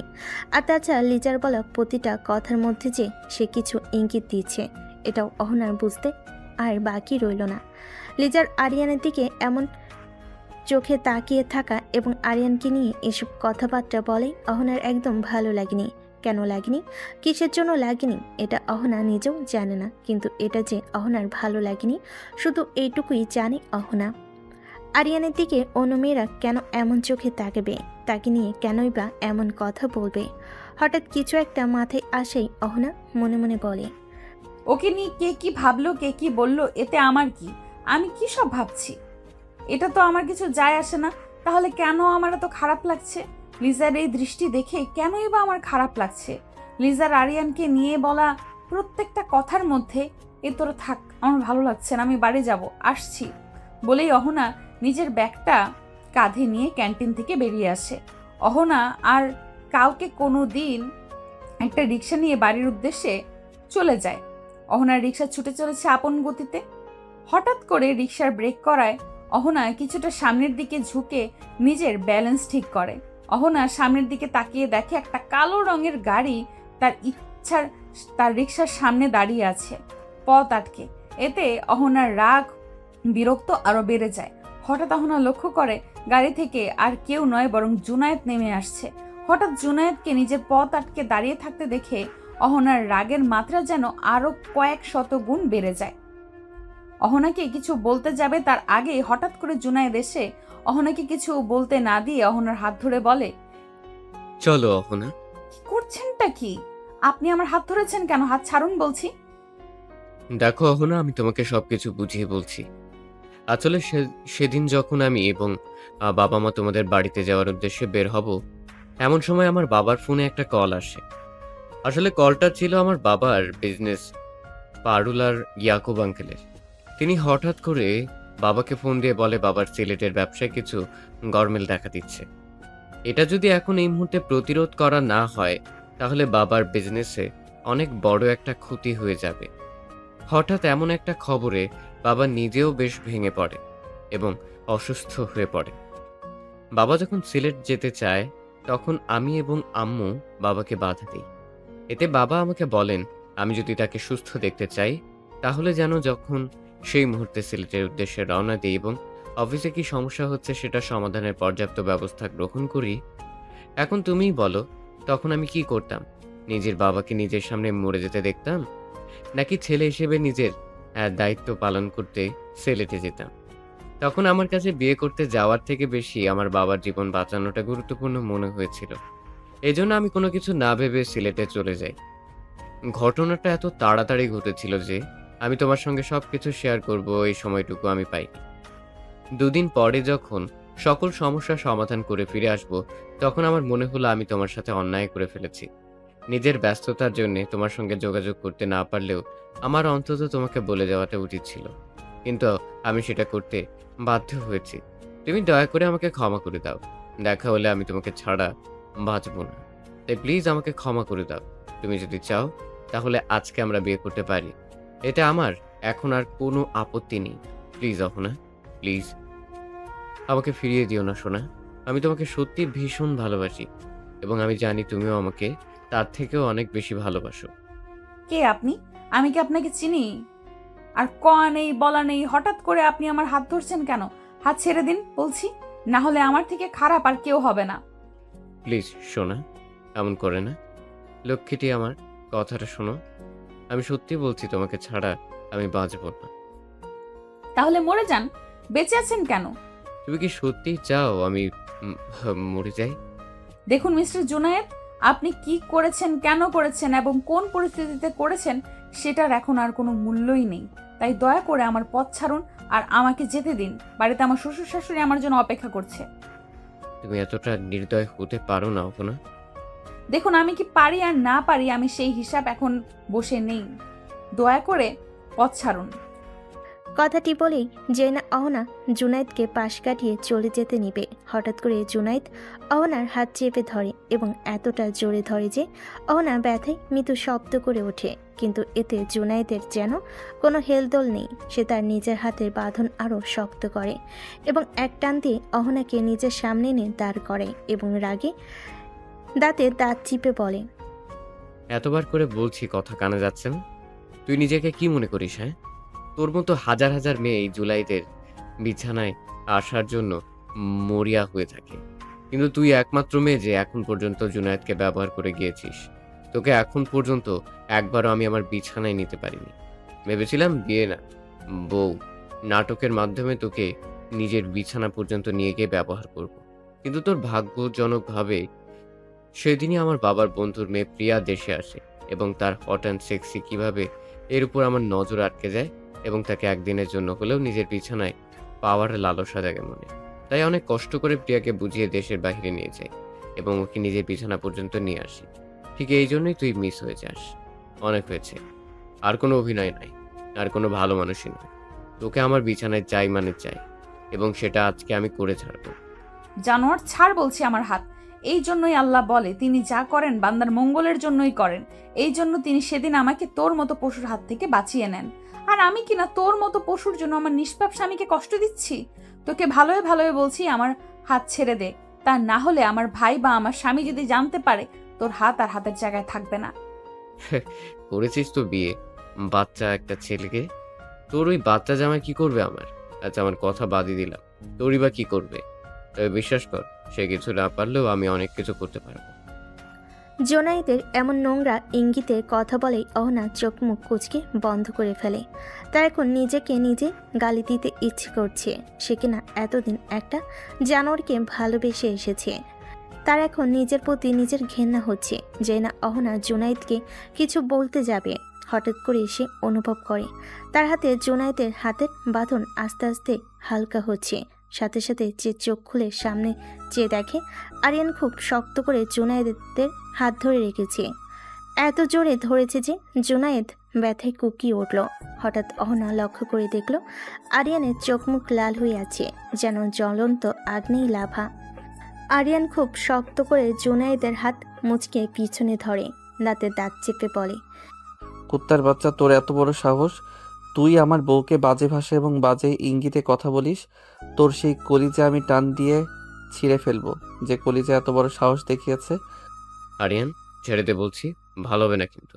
আমার বাবা যদি একবার জানতে পারে তুই আমার শরীরে আঘাত করেছিস, তোর বংশ পুরো নির্বংশ করে দিবে আমার বাবা। তোর বাবা আমার বংশকে নির্বংশ করব, আগে নিজের বংশধরকে আমার হাত থেকে বাঁচিয়ে নে। তোর এত বড় সাহস, তুই আমার স্ত্রীকে খারাপ কথা বলিস। আমার স্ত্রীকে স্পর্শ করা দুঃসাহস ব্যাপার। আজকে তোর জীবনের অন্তিম দিন। এই কথা বলে আরিয়ান এলো পাথারে মারতে থাকে জুনায়েদকে। নাকে মুখে এত ঘুষি মারে এবং পেটে পিঠে একের পর এক লাথি দিতে থাকে। আরিয়ান যে এত হিংস্র হতে পারে সেটা অহনা আজ দেখতে পেল। আরিয়ানকে দেখতে আজকে ভীষণ হিংস্র মনে হচ্ছে অহনার কাছে। সে কখনোই আরিয়ানকে এতটা রেগে যেতে দেখেনি। যে ছেলে কখনো কারোর সঙ্গে উঁচু গলায় কথা বলতো না, সেই ছেলে যে এত ভয়ঙ্কর হয়ে কাউকে এত ভয়ঙ্করভাবে মারতে পারে সেটা আজকে অহনা দেখতে পেল। আর এই মারের এক পর্যায়ে অহনা লক্ষ্য করে দেখল আরিয়ান জুনায়েদকে এতটা মেরেছে যে জুনায়েদের নাক মুখ দিয়ে অজস্র রক্ত পড়ছে। আর কয়েক মুহূর্ত যদি আরিয়ান এভাবে জুনায়েদকে মারতে থাকে তাহলে জুনায়েদের মৃত্যু অনিবার্য। তাই অহনা আর দেরি না করে দ্রুত গতিতে আরিয়ানের কাছে এগিয়ে যায় এবং আরিয়ানকে থামাতে চায়। অহনা দ্রুত গিয়ে আরিয়ানের হাত ধরে ফেলে। এতে আরিয়ান আরও ভয়ঙ্কর হিংস্রভাবে অহনার দিকে তাকালে অহনা বেশ খানিকটা ঘাবড়ে যায়, কারণ সে এই ভয়ঙ্কর রূপ সে এর আগে কখনো দেখেনি। তাই আজকের আরিয়ানকে এভাবে দেখে তার নিজেরও ভীষণ ভয় করছে। কিন্তু এরপরে সে নিজের ভয়টাকে নিজের মধ্যে দাবিয়ে রেখে আরিয়ানের হাত ধরে আরিয়ানকে বারবার থামিয়ে দেয় এবং কোন স্বরে বারবার বলতে থাকে, আরিয়ান প্লিজ ছেড়ে দাও ওকে, ও মরে যাবে তো। অহনার কথাই আরিয়ান আরও রেগে যায় এবং জুনায়েদকে আধামারা করে রাস্তায় ফেলে রেখে দ্রুত গতিতে অহনার দুই বাহু খুব শক্ত করে ধরে এবং জোরালো গলায় বলে, কেন কষ্ট হচ্ছে নাকি নিজের প্রেমিককে এভাবে মায়ের খেতে দেখে? আরিয়ান, ব্যথা লাগছে আমার। আমি ধরলে ব্যথা লাগে, আমি ধরলে খারাপ লাগে, আমি ধরলে কষ্ট লাগে, তাই না? আর এই কুত্তা যখন স্পর্শ করেছিল কোথায় যেন করছিল, এখানে তাই না? না, আমি কি এখানে? তখন তো আপনার কোনো কষ্ট হয়নি, তখন তো দিব্যি সেগুলো উপভোগ করছিলেন। ছি আরিয়ান, কি ভুল সেটা।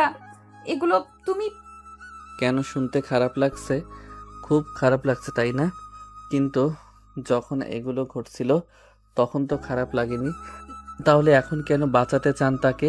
নাকি এখনো অনেক ভালোবাসা বাকি আছে যা খুব উতলে পড়তেছে, তাই না? আসলে আপনাদের মতো মেয়েরা এদের মতো জানোয়ারদের ডিজার্ভ করে। আপনারা কখনো কারো ভালোবাসা ডিজার্ভ করেন না। আমি আপনার আশেপাশে আসলে আপনার যেমন কষ্ট হয়, ঠিক তেমনি যখন আপনি এই জানোয়ারের বাচ্চার সঙ্গে আমার সামনে ডলাডলি করে বেড়াইতে, ঠিক তার চেয়ে কয়েক হাজার গুণ বেশি কষ্ট বুকের এইখানটাই হতো। কিন্তু কখনো বলতে পারিনি এই ভেবে, যদি আপনি মেনে না নেন আর কখনো আমাদের বাড়িতে না আসে, তাহলে যে আমি আপনাকে চোখের দেখা পাওয়ার দেখতে পারবো না। আমি যে বড্ড ভালোবাসি আপনাকে, কিন্তু আপনি সারা জীবন শুধু ইচ্ছে করে দূরে সরিয়ে রেখেছে। আর কথায় কথায় বাচ্চা বলেন না, ছোট বলেন না। কত ছোট আমি আপনার, খুব জোর করে 2 বছরের, এর থেকে তো মনে হয় না বেশি হবে। কিন্তু খোঁজ নিয়ে দেখেন, পৃথিবীতে এমন অনেক দম্পতি আছে যাদের বয়সের ডিফারেন্স অনেক বেশি, কিন্তু তারা কি সংসার করছে না? তারা কি নিজেদের ভালোবাসছে না? কিন্তু না, আমি যখনই আপনার কাছে ভালোবাসার পাগল হয়ে গিয়েছি, ততবারই আপনি আমাকে দূরে সরিয়ে দিয়েছেন, অপমান করেছেন, অবজ্ঞা করেছেন। আমাদের প্রিয় নবী হজরত মুহাম্মদ সাল্লাল্লাহু আলাইহি ওয়াসাল্লাম যখন হজরত খাদিজা রাদিয়াল্লাহু তাআলা আনহুরকে বিয়ে করেছিলেন, তাদের বয়সের পার্থক্যটা একটু জেনে নেবেন। তাহলে কেন আজকে আমাকে ভালোবাসতে পারবে না? কেন আপনি আমাকে মেনে নিতে পারেন না? কেন আপনি আমাকে বারবার দূরে সরিয়ে দিয়েছেন? অনেক হয়েছে, আর না, আমি আর আসবো না আপনার কাছে ভালোবাসার দাবি নিয়ে। আর কখনো করব না বিরক্ত, আপনাকে কথা দিলাম। কিন্তু বিশ্বাস করুন, এই দিনটার জন্য আপনি পস্তাবেন, খুব বেশি করে পস্তাবেন। এবং সেই দিন আর বেশি না দূরে নেই, যেদিন আপনি নিজেই আমার ভালোবাসা পাওয়ার জন্য ভিক্ষা চাইবে, কাঙাল হয়ে আমার কাছে আসবে, যেমনটা এখন আমি এসেছি আপনাকে কাছে আপনার কাছে বারবার, কিন্তু বারবার আপনি আমাকে প্রত্যাখ্যান করেছেন। কথাগুলো বলে আরিয়ান অহনাকে মৃদু ধাক্কা দিয়ে নিজের থেকে দূরে সরিয়ে দিয়ে উঠে দাঁড়ায় এবং টালমাটাল পায়ে এগিয়ে যেতে থাকে সামনের দিকে। পিছন থেকে অহনা যে তাকে কয়েকবার ডেকেছে, সেটা তার কান পর্যন্ত হয়তো বা পৌঁছায়নি, হয়তো বা পৌঁছেছে, কিন্তু সে উপেক্ষা করেছে। পরিস্থিতি বেসামাল দেখে ইমন দৌড়ে আবার আরিয়ানের পিছনে। মূলত তখন সে আরিয়ানের পিছনে পিছনে গিয়ে আরিয়ানকে অনেক বুঝিয়ে শান্ত করে নিয়ে রাস্তা দিয়ে বাড়ি ফিরছিল, কিন্তু হঠাৎ দেখে রাস্তার মাঝে একটা ছেলে একটা মেয়ের হাত ধরে তাকে বিরক্ত করছে। বিষয়টা তারা প্রথমে স্বাভাবিকভাবে নিল, পরবর্তীতে স্বাভাবিকভাবে সামনে এগিয়ে আসে মেয়েটিকে সাহায্য করার জন্য। কিন্তু যখন আরিয়ান সামনের দিকে এসে দেখে মেয়েটি আর কেউ না, তারই প্রেয়সী, তারই ভালোবাসার মানুষ, তখন তার রাগে নিজের কপালের রগগুলো ফুলে যায় এবং সে দেরি না করে দ্রুত অহনাকে সাহায্য করার জন্য এবং জুনায়েদকে শাস্তি দেওয়ার জন্য সামনের দিকে এগিয়ে যায়। এই ঘটনায় অনেক দিন পেরিয়ে যায়। সেদিনের পর থেকে আরিয়ান পুরোপুরি অহনাকে উপেক্ষা করে চলে। সে আর অপ্রয়োজনে কখনো বিরক্ত করে না অহনাকে। সেই ঘটনার পর থেকে আরিয়ান এখন পর্যন্ত রাতে ঘুমালে কখনো আর অহনাকে বিরক্ত করে না। সে নিজেই এখন আর রুমে আসে না।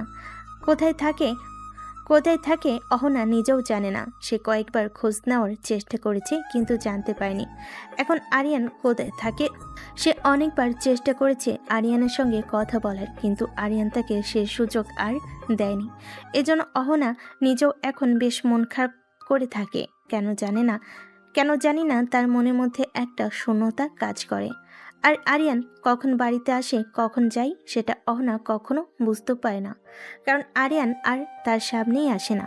অহনা অনেকবার চেষ্টা করেছে জানার, কিন্তু সে জানতে পারেনি। সে তার শাশুড়িকে কয়েকবার জিজ্ঞেস করেছে, কিন্তু সেখান থেকে ফলস্বরূপ কোনো উত্তর পায়নি। তার জন্য সে আর নিজেও তার শাশুড়িকে কিছু বলেনি। এরপর যদি তার শাশুড়ি তাকে প্রশ্ন করে তাদের মধ্যে কোনো সমস্যা হচ্ছে কিনা বা কিছু হয়েছে কিনা, কেনই বা এই দূরত্ব, বা কেনই অহনা আরিয়ানের খবর জানে না, এ বিষয়ে যদি প্রশ্ন করে তাহলে ও কি উত্তর দিবে তা অহনার জানা নেই। এজন্য সে তার শাশুড়ির সঙ্গে এ বিষয় নিয়ে কথা বলে না। তবে সে নিজের মতো করে চেষ্টা করেছে, কিন্তু প্রতিবারই ব্যর্থ হয়েছে। এখন অহনার নিজেকেই বেশ খারাপ লাগে, কিন্তু কেন সে তা জানে না। সে তো এটাই চেয়েছিল যেন আরিয়ান তার সামনে না আসে, তাকে বিরক্ত না করে। কিন্তু আরিয়ান নিজে থেকে যখন তার থেকে দূরে সরে যাচ্ছে, তাহলে অহনার এত খারাপ লাগছে কেন? তার যে ভীষণ কষ্ট হচ্ছে মনের মধ্যে, ভীষণ শূন্যতা কাজ করছে। কিন্তু কেন এই হাহাকার? সে যে উত্তর পায় না। অহনা এসব ভাবছিল আর মনে মনে বলছিল, তবে কি আমি সত্যি সত্যি আরিয়ানকে ভালোবেসে ফেলেছি? না, কি সব যাতা ভাবছি আমি! কি করে আরিয়ানকে ভালোবাসতে পারি?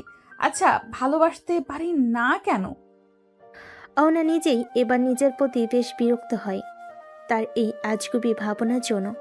অহনার শাশুড়ি ডাইনিং টেবিলে সকালের খাবার দিচ্ছিলেন। অহনা এখন খুশি হয়ে তার শাশুড়িকে সাহায্য করছিল। এমন সময় অহনা সিদ্দিকে নজর যায়। আরিয়ান সেজেগুজে কোথায় যেন একটা বের হচ্ছে। আরিয়ানকে দেখে অহনার মন খুশিতে পুলকিত হয়ে যায়। আজ অনেক দিন পর সে আরিয়ানকে দেখছে। এমন সময় আরিয়ান সিঁড়িতে নামতে নামতে তার মাকে বলে, আম্মু, তাড়াতাড়ি খেতে দাও। আজকে আমাকে একটু তাড়াতাড়ি বের হতে হবে, তাহলে গুরুত্বপূর্ণ কাজ আছে আজকে। তুমি একাই বেরোবে মানে? অহনা মামনিকে ইউনিভার্সিটিতে নিয়ে যাবে তো তাহলে? জানি না আব্বু, আজকে এমনিতেও আমি ইউনিভার্সিটিতে যাব না। এখন আমি এয়ারপোর্টে যাব ঈশাকে রিসিভ করতে। ইসে মামনি ফিরে আসছে নাকি? কই, আগে তো বলিসনি। আগে তো আমি জানতাম না আব্বু, আসলে ও যে আসছে এটাও কাউকে বলেনি, ইভেন এমন কেউ না। সে আসলে সবাইকে সারপ্রাইজ পেতে চায়, তাই কাউকে কিছু বলেনি। কিন্তু হঠাৎ করে গত রাতে ফোন দিয়ে আমাকে সবকিছু বলেছে, কারণ সে অনেক দিন পরে আসছে। তাই সবকিছু ঠিকঠাক তুলতে পারবে কিনা এই নিয়ে ম্যাডাম ভীষণ চিন্তিত। বলিস কি রে বাবা, সত্যি ঈশা মামনি আসছে? হ্যাঁ আম্মু, সত্যি আসছে ম্যাডাম। এতক্ষণ ধরে অহনা খুব মনোযোগ সহকারে সকলের কথা শুনছিল, কিন্তু ঈশাকে এখন পর্যন্ত সে চিনতে পারেনি এবং কাকে নিয়ে বা কার আশা নিয়ে সকলের এত উৎসুক সেটাও সে বুঝতে পারছে না। তবে এতক্ষণ ধরে অহনা একটা বিষয় খুব ভালোভাবে লক্ষ্য করেছে। আরিয়ান তার বাবা মায়ের সঙ্গে কথা বলল, এখনো পর্যন্ত একটিবারের জন্য অহনার দিকে চোখ তুলে তাকায়নি বা লক্ষ্য করেনি তাকে। সে যে একটা মানুষ এখানে দাঁড়িয়ে আছে, তাকে আরিয়ান বুঝতে পারছে না নাকি বুঝতে চাইছে না। আরিয়ান খাওয়া দাওয়া করে দ্রুত বেরিয়ে পড়ে এবং আরিয়ান চলে যাওয়ার সাথে সাথেই অহনা তার শাশুড়ি এবং শ্বশুরকে প্রশ্ন করে বসে, আচ্ছা আব্বু আম্মু, এই ঈশাকে? ঈশা হলো আমার বোনের মেয়ে এবং আরিয়ান ইমনের ছোটবেলাকার বন্ধু ও খেলার সাথীও। ইমন এবং আরিয়ানও অহনার ছোটবেলা থেকেই খুব ভালো বন্ধু। তাদের ছেলেবেলা বেড়ে ওঠা এবং স্কুল কলেজ সবই একসাথে। তাদেরকে বলতে পারেন না তারা বন্ধু নাকি ভাই বোন। এভাবে কেটে যাচ্ছিল ওদের এসএসসি পরীক্ষার পরে। ওরা যখন কলেজে ভর্তি হয় তখন থেকে ঈশা পরিবর্তন হতে থাকে। ঈশার ব্যবহার কেমন যেন অদ্ভুত হতে থাকে। সে সবসময় আরিয়ানের সঙ্গে থাকতে চাইতে, ওর সঙ্গে ঘুরতে চাইতো, কথা বলতো। আরিয়ান এটা সহজভাবে নিত, কারণ সে ছোট থেকেই তাকে বান্ধবী এবং বোনের নজরে দেখেছে। তারা একে অপরে খেলার সাথী এবং বিপদের সঙ্গীও ছিল। কেউ কাউকে ছাড়া থাকতে পারতো না। কিন্তু কলেজ যাওয়ার পর যখন হঠাৎ করে কিসের পরিবর্তন লক্ষ্য করে ঈশা কেমন যেন আগের থেকে বেশি আরিয়ানকে সময় দিতে চাইতো। ওর কি ভালো লাগে, ওর কি খারাপ লাগে, ওকে নিয়ে বেশি পজিটিভ হয়ে যাচ্ছিল। বিষয়টা যখন আমাদের বোধগম্য হওয়ার উপক্রম, সেই সময় হঠাৎই ঈশা আরিয়ানকে প্রপোজ করে বসে। আসলে সেদিন ছিল আরিয়ানের জন্মদিন এবং সেদিন ওরা এসেছিল আমাদের বাড়িতে। তোমরা যখন সবাই চলে গিয়েছিলে তখন আরিয়ান কেন যেন মন খারাপ করে নিজের ঘরে বসেছিল। এমন সময় ঈশা আরিয়ানের ঘরে যায় এবং আরিয়ানকে মন খারাপ দেখে তার মন ভালো করার জন্য অনেক চেষ্টা করে। কিন্তু কেন যেন আরিয়ান খুব রেগেছিল। কেন রেগেছিল, কিসের জন্য রেগেছিল, এটা আমরা কেউ জানতাম না। এবং ঈশা বুঝতে না পেরে সে আরিয়ানের জন্মদিনের জন্য তার মনের কথা আরিয়ানকে জানায়। কিন্তু হঠাৎ করেই আরিয়ান ঈশাকে না করে দেয়, কারণ সে নাকি অন্য কাউকে ভালোবাসে। এই কথাটি শুনে আমরা নিজেরাও ভীষণ অবাক হয়েছিলাম, কিন্তু তখন ছেলে নতুন করে কিছু বলতে পারেনি। ঈশা আরিয়ানের কাছ থেকে এই কথাটি শোনার পর ভীষণ ভেঙে পড়ে এবং অনেক কান্নাও করে। তারপর সে তাদের ইন্টার পরীক্ষার পর IELTS করে স্কলারশিপ নিয়ে অস্ট্রেলিয়া চলে যায় স্টুডেন্ট হিসাবে পড়াশোনার জন্য। কারণ তার মন্তব্য, সে যদি আরিয়ানের সামনে থাকে তাহলে কখনোই সে ভালো থাকবে না এবং পড়াশোনায় মনোযোগীও হতে পারবে না। কিন্তু আজ 3 বছর পরে সে দেশে ফিরছে। কিন্তু আল্লাহর কাছে লাখো লাখো শুক্রিয়া যে সে ঘটনার পরে তাদের বন্ধুত্বের কোনো পরিবর্তন হয়নি। আরিয়ান অন্য কাউকে ভালোবাসে মানে? এই কথাটি শুনে আমি নিজেও অবাক হয়েছিলাম। অনেকবার জিজ্ঞাসাও করেছি সে কাকে ভালোবাসে, কিন্তু সবসময় উত্তর দিয়েছে সময় হলে তোমাদের সামনে হাজির করব। কিন্তু সময় আর হলো কই। এরপর তোমার বিয়েতে যখন সে অ্যাক্সিডেন্ট ঘটে, তারপরে আমি তার সাথে কথা বলেছিলাম যে সে এই বিয়েতে রাজি কিনা এবং মন থেকে পৌঁছেছে কিনা। আসলে মামনি সেদিন সে স্বীকার করেছিল আমার কাছে যে সে অন্য কাউকে না, তোমাকেই ভালোবাসে, খুব বেশি ভালোবাসে। বিষয়টা আমিও আন্দাজ করেছিলাম, কারণ মায়ের মন তো। তুমি কখনো আমাদের বাড়িতে আসতে ওর চোখে বলে দিতে সে কতটা আগ্রহ এবং আকুলতা নিয়ে তোমাকে দেখতো। ওর চোখের ভাষা কি আমি বুঝতে পারতাম? শোনো মা, আমার ছেলেরা হয়তো চাপা, নিজের মনের কথা অন্যকে প্রকাশ করতে পারে না, বোঝাতেও পারেনি, কিন্তু সেটা সত্যি তোমাকে ভীষণ ভালোবাসে। আরিয়ানের মা অহনার সঙ্গে কথা বলা শেষ করে অহনার মাথায় হাত বুলিয়ে দিয়ে সব কিছু গুছিয়ে আবার রান্নাঘরের দিকে চলে যায় সেগুলো রাখার জন্য। কিন্তু অহনা এখনও সেখানে ঠাই মূর্তির মতো দাঁড়িয়ে থাকে আর মনে মনে ভাবে, এই ছেলে এমন কেন? সে এত আগে থেকে আমাকে ভালোবাসে, কই কখনো তো সে ভালোবাসার দাবি নিয়ে আমার সামনে দাঁড়ায়নি, কখনো আমাকে বলেনি বা বুঝতে দেয়নি। এরপর অহনা মনে মনে কিছু একটা ভেবে মুচকি হাসি দিয়ে সেখান থেকে চলে যায়। বেশ কিছুক্ষণ পরে সকাল থেকে দুপুর হয়ে যায়। এমন সময় আরিয়ানা একটা মেয়েকে নিয়ে বাড়িতে ফিরে আসে। মেয়েটা দেখতে অনেক স্মার্ট এবং সুন্দরীও বটে। মেয়েটি এসে আরিয়ানের বাবা মাকে সালাম দেয়। আসসালামু আলাইকুম আন্টি, কেমন আছো তুমি? ওয়ালাইকুম আসসালাম। কেমন আছে? সেই খবর নেওয়ার মতো সময় কি মানুষের আছে? তারা কত ব্যস্ত। কি যে বলো না আন্টি, তোমাদের কথা আমার সব সময় মনে পড়ে, তো সব থেকে বেশি গাধাটার কথা, কিন্তু তোমাদের আর বিরক্ত করতে চাইনি। বিরক্ত? আরে পাগলি মেয়েরা কখনো বাবা মাকে বিরক্ত করে না। অবশ্য তুমি সেটা বুঝবে কি করে? আমরা তো তোমাকে নিয়ে মনে করলেও তুমি তো আর আমাদেরকে কখনো বাবা মা মনে করো না। পড়লে কখনোই এমনটা করতে পারতে না। সরি আন্টি, ভুল হয়ে গেছে, আমাকে ক্ষমা করে দাও। সত্যি বলছি আর কখনো এমনটা হবে না, প্লিজ আমার সোনা, আমাকে ক্ষমা করে দাও। এই ফাজিল মাইয়া, এই তুই আমাকে গাধা বললি? তুই গাধা, তোর নামই গাধা। ও সরি, তুই তো আবার গাধা না, গাধি। সকলে আরিয়ান এবং ঈশার এই খুনসুটিতে শব্দ করে হেসে উঠল। হয়েছে ঈশা মামনি, যা তো ফ্রেশ হয়ে আয়, জার্নি করে এসেছিস, নিশ্চয়ই অনেক ক্লান্ত। আমি তোদের খাবার দিচ্ছি। কি যে বলো না আন্টি, ক্লান্ত মানে? এখন তো আরো এনার্জি খুঁজে পেয়েছে, এখন তো তোমাদের অনেক জ্বালাবো, অনেক। আর সব থেকে বেশি জ্বালাবো তোমার এই গাধাটাকে। আমাকে গাধি বলা, তাই না? দেখছি এবার গাধি কি করতে পারে। আইসে আমার নানি রে, আমার খবর করতে যা, তো যা, এখান থেকে যা। রাস্তা দিয়ে এসেছো, সেই রাস্তা দিয়ে কেটে পড়ো। দেখেছো আঙ্কেল, তোমার ছেলে আমাকে কিভাবে তাড়িয়ে দিচ্ছে, তুমি এখনো কিছু বলবে না? এই আরিয়ান, কি হচ্ছেটা কি? কেন আমার মামনিটাকে এইভাবে বিরক্ত করছো?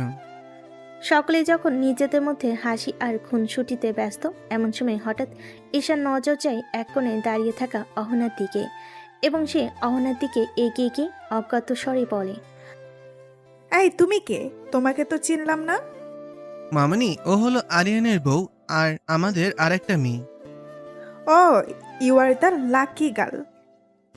আরিয়ান পরিস্থিতিটা স্বাভাবিক করতে জোর করে ঈশাকে নিয়ে উপরে যায়।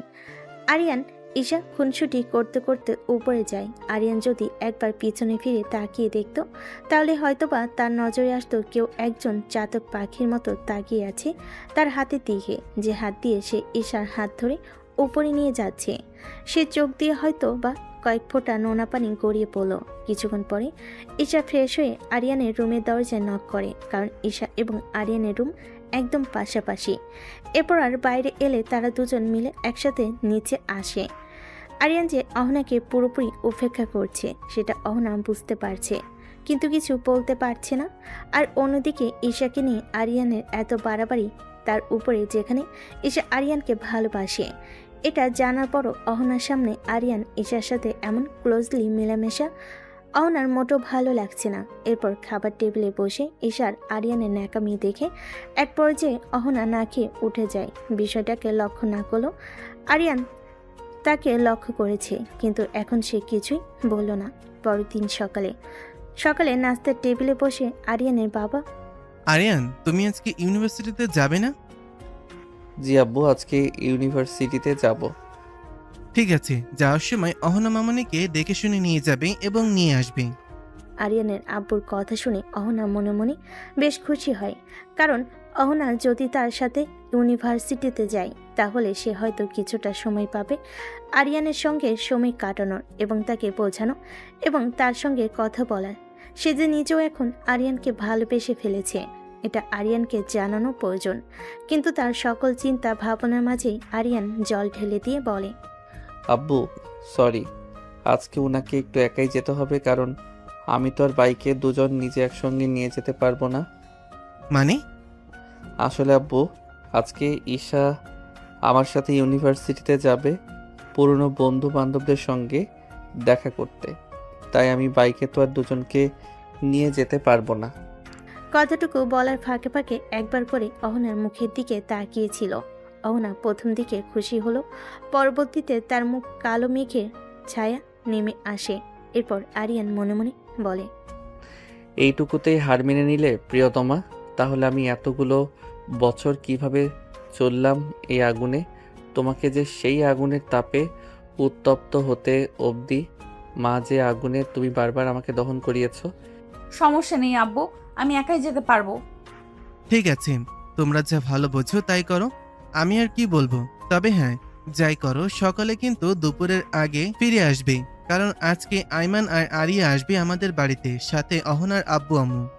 আরিয়ানের আব্বুর কথা শেষ হতে না হতে অহনা সেখান থেকে এক প্রকার জোর করে উঠে চলে গেল, কারণ সে আর সেখানে বসে থাকতে পারছে না। অনেক কষ্টে সেখানে কান্না আটকে বসেছিল। ভাতের দানা যেন তার গলা দিয়ে নামছিল না, বারবার যেন গলায় আটকে যাচ্ছিল। এরপর ইউনিভার্সিটিতে আরিয়ান ঈশাকে নিয়ে ঘুরেছে, অনেক দুষ্টামি করেছে, হাসি ঠাট্টা করেছে এবং দূর থেকে একজন সেগুলো লক্ষ্য করেছে আর নীরবে চোখে পানি ফেলেছে। আরিয়ান সারাদিন একবারও অহনার সামনে আসেনি, সারাদিন ঈশাকে নিয়েছিল। দুপুরে ইউনিভার্সিটি থেকে সকলে তাড়াতাড়ি চলে আসে এবং তারা এসে দেখে আইমান, আরিয়া এবং অহনার বাবা মা আরিয়ানদের বাড়িতে এসেছে। অহনা তার বাবা মা এবং ভাইয়ের সাথে অনেক আবেগঘন কিছু মুহূর্ত পার করে। সে পুকুরে চলে যায় এবং সবাইকে বিদায় জানিয়ে এই পুরোটা সময় সকলেই নিজেদের মতো নিজেরাই সময় পার করলেও একজন প্রথম থেকেই অহনাকে লক্ষ্য করে বেশ অবাক হয়। অহনা এমন চুপচাপ এবং মনমরা বা শান্ত থাকার মেয়ে নয়, তাহলে এমন করছে কেন? তার কি কিছু হয়েছে? তাই অহনা সকলের আড়ালে নিজের ঘরে চলে যেতে চাইলে তার পিছু পিছু আরিয়াও সকলের থেকে বিদায় নিয়ে তার পিছু পিছু ঘরে যায়। আসতে পারি? আরে ভাবি, অনুমতি নিতে হবে না, চলে আসো। তুমি তো আগে কখনো আমার ঘরে আসার জন্য অনুমতি নাও নাই, তাহলে এখন কেন নিচ্ছ? আরে আগে তো নন্দিনী একলাই থাকতো, এখন তো আর সেই সময় নেই। এখন তো ভাইয়ের বউ যেহেতু থাকবে, সে তো ভাইয়ের ঘরে আসার জন্য নক করে আসাটাই বুদ্ধিমানের কাজ। তাই বুঝি ননদকে পর করে ভাইয়াকে আপন করে নিলে ভাবি? আচ্ছা ঠিক আছে, সরি বাবা, ভুল হয়েছে। আচ্ছা তুমি এখন বলো তো তোমার কি হয়েছে? আমার আবার কি হবে? কিচ্ছু না। দেখো অহনা, তুমি অন্যজনকে বোকা বানাতে পারলেও আমাকে বোকা বানাতে পারবে না। বলো কি হয়েছে? এতদিনের এই চাপা অনুভূতিগুলো আর লুকিয়ে রাখতে পারল না অহনা। আরিয়াকে জড়িয়ে ধরল এবং বলতে শুরু করলো, আমার আর ভালো লাগছে না ভাবি। 1 মাস হতে চললো তোমার ভাই আমার সঙ্গে ঠিকমতো কথা বলে না, আমি বলতে চাইলে সে সুযোগ দেয় না, সে তো ঘরেই আসে না। আপনার ঘরে না আমার কোনো খোঁজ নিয়েছে। তুমি নিজেও তো এটাই চাইতে। চাইতাম বলে কি চাওয়ার কোনো পরিবর্তন হতে নেই ভাবি? তবে কি ভালোবাসো আমার ভাইটিকে? জানি না কবে কখন কিভাবে হয়েছে, তবে এই সর্বনাশটা হয়েছে। আমি আসক্ত হয়েছি তোমার ভাইকে, সত্যি বলছি ভাবি। আমি তাহলে পুরো শেষ হয়ে যাচ্ছি। এই তাহবানার দিকে বাঁচার জন্য হলে তোমার ভাইকে আমার লাগবে। আমি কি কথা বলবো ভাইয়ের সাথে? ভীষণ করে লাগবে। না ভাবি, আমাকে কিছু একটা করতে হবে, আমাকে আমার অধিকারটা বুঝে নিতে হবে। অহনা আর আরিয়া বেশ কিছুক্ষণ একইভাবে বসে গল্প করছিল। অহনা আরিয়াকে জড়িয়ে ধরে বসেছিল এবং আরিয়া অহনার মাথায় যত্ন সহকারে হাত বুলিয়ে দিচ্ছিল। রাতে খাবার টেবিলে বসে সকলে খাচ্ছিল এবং নিজেদের মধ্যে টুকটাক কথা বলছিল। কিন্তু অন্যদিকে আরিয়ান এবং ঈশা একজন আরেকজনের খাবার প্লেটে খুব যত্ন করে খাবার তুলে দিচ্ছে, যেটা আরেকজনের সহ্য হয়নি। তাই সে খাবার থেকে উঠে যায়। হুট করে অহনা উঠে পড়তে সকলে তার দিকে তাকায় এবং জিজ্ঞেস করে সে উঠে গেছে কেন, কিন্তু সে তাদেরকে এই বাহানা দিয়ে সেখান থেকে চলে আসে। কিন্তু পুরো বিষয়টা আরিয়া ঠিকই বুঝতে পারে এবং মনে মনে হাসে আর বলে, এই দুই পাগল ভাঙবে তবুও মচকাবে না। রাতে খাবার শেষে আইমান, আরিয়ান, ঈশা এবং অহনা ছাদে বসে আড্ডা দিচ্ছিল। আইমনও আরিয়া এবং অহনার বাবা মা আজকে আরিয়ানদের বাড়িতে থাকবে। আগামীকাল সকালে তারা ফিরবে, সেজন্য রাতে তারা ছাদে বসে আড্ডা দিচ্ছিল। এমন সময় হুট করে ঈশা আরিয়ানের এক হাতে বাহু ধরে তার কাঁধে মাথা রাখে। আর এটা অহনা দেখে সহ্য করতে না পেরে সেখান থেকে দৌড়ে নিজের ঘরে চলে আসে। অহনা সেখান থেকে চলে যেতেই আরিয়ানকে উদ্দেশ্য করে বলে, ভাই, এবার কি বিষয়টা বাড়াবাড়ি হয়ে যাচ্ছে না? আরিয়ার কথা শুনে আইমনও, আরিয়ান এবং ঈশা তিনজনেই বুঝতে পারে এবার বিষয়টা সত্যি সত্যি বাড়াবাড়ি পর্যায়ে চলে যাচ্ছে। এরপর আরিয়ান নিজেও সবার থেকে বিদায় নিয়ে চলে আসে। আরিয়ান সবার থেকে বিদায় নিয়ে নিজে সবার আগে রান্নাঘরে আসে এবং সেখান থেকে একটা প্লেটে খাবার নিয়ে নিজের রুমের দিকে যেতে থাকে। আরিয়ান এসে দেখে পুরো রুম অন্ধকার করা, তাই সে খাবারের প্লেটটা টেবিলের উপর রেখে ঘরে লাইট অন করে। হঠাৎ করে ঘরে লাইট জ্বলে ওঠে। অহনা বালিশের থেকে মুখ তুলে দ্রুত চোখের পানি মুছে ফেলে, কিন্তু অহনা দ্রুত মুছতে চাইল, আরিয়ান ঠিকই সেটা দেখে ফেলে। এরপর আরিয়ান ঘরের দরজাটা লাগিয়ে দিয়ে বিছানার কাছে গিয়ে অহনার সামনে বসে। কি হয়েছে আপু, আপনি কান্না করছেন কেন? আগে তো মনে আগুন, তারপর হুট করে আরিয়ানের মুখে আপুর সম্বোধন শুনে অহনার চট করে উঠে আরিয়ানের গলা চেপে ধরে টান দিয়ে একদম নিজের মুখের কাছে নিয়ে এসে রাগে গজগজ করে বলে ওঠে, এই ছেলে, এই তোর আপু কে? হ্যাঁ, কেন আপু? আপনি তো বলেছেন আপনি আমার সিনিয়র বড় আপু, আপনাকে সম্মান দিতে, তাই তো আমি আপনাকে সম্মান দিচ্ছি। কিন্তু এটাতেও সমস্যা? আমি ফোন তো করেছি, বলুন তো যা করি তাতেই আপনার সমস্যা? আর একবার যদি তোর এই গলা দিয়ে আপু ডাক বেরিয়েছে তো এখানেই মেরে পুঁতে রেখে দেবো বলে দিলাম। আরে আপু করছেনটা কি? ব্যথা পাচ্ছি তো। আর এতদিন তুই যে আমাকে এত ব্যথা দিয়েছিস তার বেলায়, ব্যথা? এত যে নিজেকে আড়াল করে রেখেছিস আমার থেকে, ওই ঈশানা ভিসার সাথে সারাদিন ঘেঁষাঘেঁষি করে বেরিয়েছিস, আমাকে উপেক্ষা করেছিস। তুই জানিস আমার কত কষ্ট হয়েছে? কেন কষ্ট হয়েছে কেন? আপনি না নিজেই চাইতেন আমি যেন আপনার থেকে দূরে দূরে থাকি? তাহলে জানি না কেন, তবে কষ্ট হয়েছে। আচ্ছা ঠিক আছে, আর জানতে হবে না আপনাকে। বসুন। দিন দিন তো খাওয়া দাওয়া ছেড়ে সন্ন্যাসটি উদযাপন শুরু করেছে। কয়দিন পর তো আপনার বাবা মা আমাদের দিকে আঙুল তুলে বলবে আমরা তাদের মেয়েকে যত্নে রাখতে পারিনি, খাওয়াতে পারিনি, যার জন্য তার মেয়ে শুকিয়ে কঙ্কাল হয়ে গিয়েছে। খাবো না। কেন? খিদে নেই, খাবো না। খিদে নেই মানে? আপনি যে গত 2 দিন ধরে কিছু খাচ্ছেন না, এটা কিন্তু আমি ঠিকই লক্ষ্য করেছি। দেখি, হা করুন, আমি খাইয়ে দিচ্ছি। আরিয়ান যখন পরম যত্নে অহনার মুখে খাবার তুলে দিয়েছিল তখন আর অহনা না করতে পারেনি, চুপচাপ লক্ষ্মী মেয়ের মতো খেয়ে নেয়। অহনার খাওয়া শেষে আরিয়ান যখন অহনার মুখে মুখ মুছিয়ে পানি খাইয়ে প্লেট নিয়ে চলে যাচ্ছিল, এমন সময় হঠাৎ করে অহনা আরিয়ানের হাত ধরে বলে, কোথায় যাচ্ছ তুমি? প্লেটগুলো রাখতে হবে তো, এগুলো রেখে আসতে যাচ্ছে। না, যেতে হবে না, আমি সকালে রেখে দিব। রেখে দাও ওখানে। কি আজব, এমন বাচ্চাদের মতো করছো কেন তুমি? আরিয়ানের কথা শুনে আবারও অহনা রেগে যায় এবং আরিয়ানের শার্টের কলার ধরে হ্যাঁচকা টান দিতে আরিয়ান তাল সামলাতে না পেরে ব্যালেন্স হারিয়ে অহনার উপর পড়ে যায়। সাথে সাথে আরিয়ান উঠে দাঁড়িয়ে বলে, সরি, সত্যি বলছি, আজকে আমি ইচ্ছে করে কিচ্ছু বলিনি বা করিনি। আসলে তুমি হুট করে টান দিয়েছো তাই। আরিয়ানের কথা শেষ হতে না হতে অহনা আবারও টান দিয়ে আরিয়ানকে নিয়ে খাটের উপর ফেলে দেয়। এবার সে নিজেই আরিয়ানের বুকের উপর চড়ে বসে এবং আরিয়ানকে কোনো কথা বলার সুযোগ না দিয়ে আরিয়ানের ঠোঁট আঁকড়ে ধরে নিজের ঠোঁট দিয়ে। মিনিট কয়েক পর ছেড়ে দিলে দুজনেই কাঁপতে থাকে। প্রথম দিকে আরিয়ান আশঙ্কিক আক্রমণে ভ্যাপেচেকা খেলেও পরবর্তীতে আর কিছু বলতে পারেনি। আরিয়ান এবং অহনা দুজনেই পাশাপাশি শুয়ে ছাদের দিকে তাকিয়েছিল। এমন সময় অহনা হুট করে আরিয়ানের গলা জড়িয়ে ধরে আরিয়ানের গলায় নিজে মুখ ডুবিয়ে দেয়। অহনার এমন উদ্ভট ব্যবহারে আরিয়ান এখনও ঘোরের মধ্যে আছে, তাই সে কী করবে ঠিক বুঝতে পারছে না। এমন সময় সে তার ঘাড়ে তল কিছু পদার্থ অনুভব করে এবং সে প্রথম দিকে না বুঝলেও পরবর্তীতে ঠিক বুঝতে পারে যে অহনা তার ঘাড়ে মুখ লুকিয়ে কান্না করছে। অহনাকে এমন কান্না করতে দেখে সাথে সাথে আরিয়ান অহনাকে তুলে বসায়। এরপর অহনার চোখ মুছে দিয়ে নরম সুরে বলে, এই পাগলি মেয়ে, তুমি কান্না করতেছো কিসের জন্য? তুমি জিতে গেছো আরিয়ান, আমি হেরে গেছি।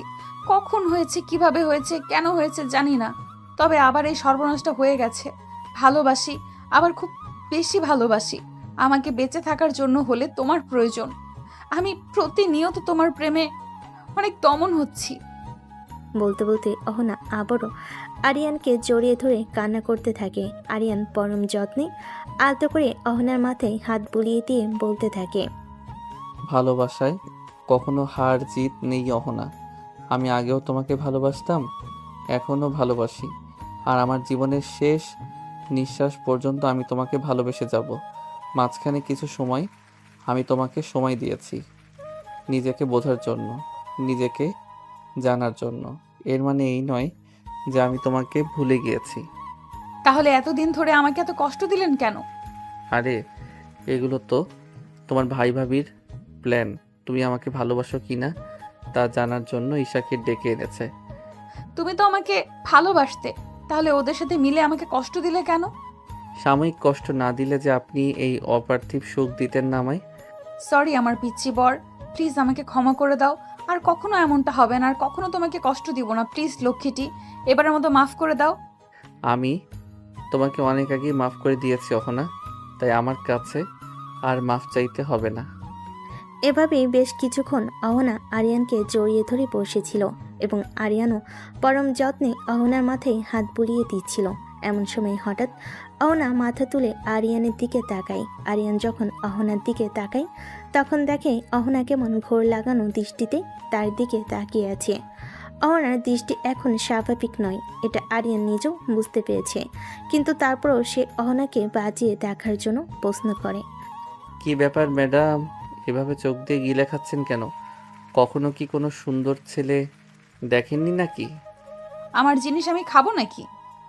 নাকি অহনা রহস্যময় একটা হাসি দিয়ে আরিয়ানের গালে কিস করতেই আরিয়ান আবেশের চোখ বন্ধ করে নেয়। এরপর আরিয়ানের নাকের ডগায় পরবর্তীতে টোটে লিপ কিস করতে প্রথমে স্তব্ধ থাকলেও পরবর্তীতে আরিয়ান নিজেও অহনার মাথার চুল মুঠি করে আঁকড়ে ধরে অহনা ডাকে সাড়া দিয়ে আস্তে আস্তে দুজনেই আরও গভীর থেকে গভীরতর বন্ধনে অপার্থিব সুখ সন্ধানে পাড়ি জমান।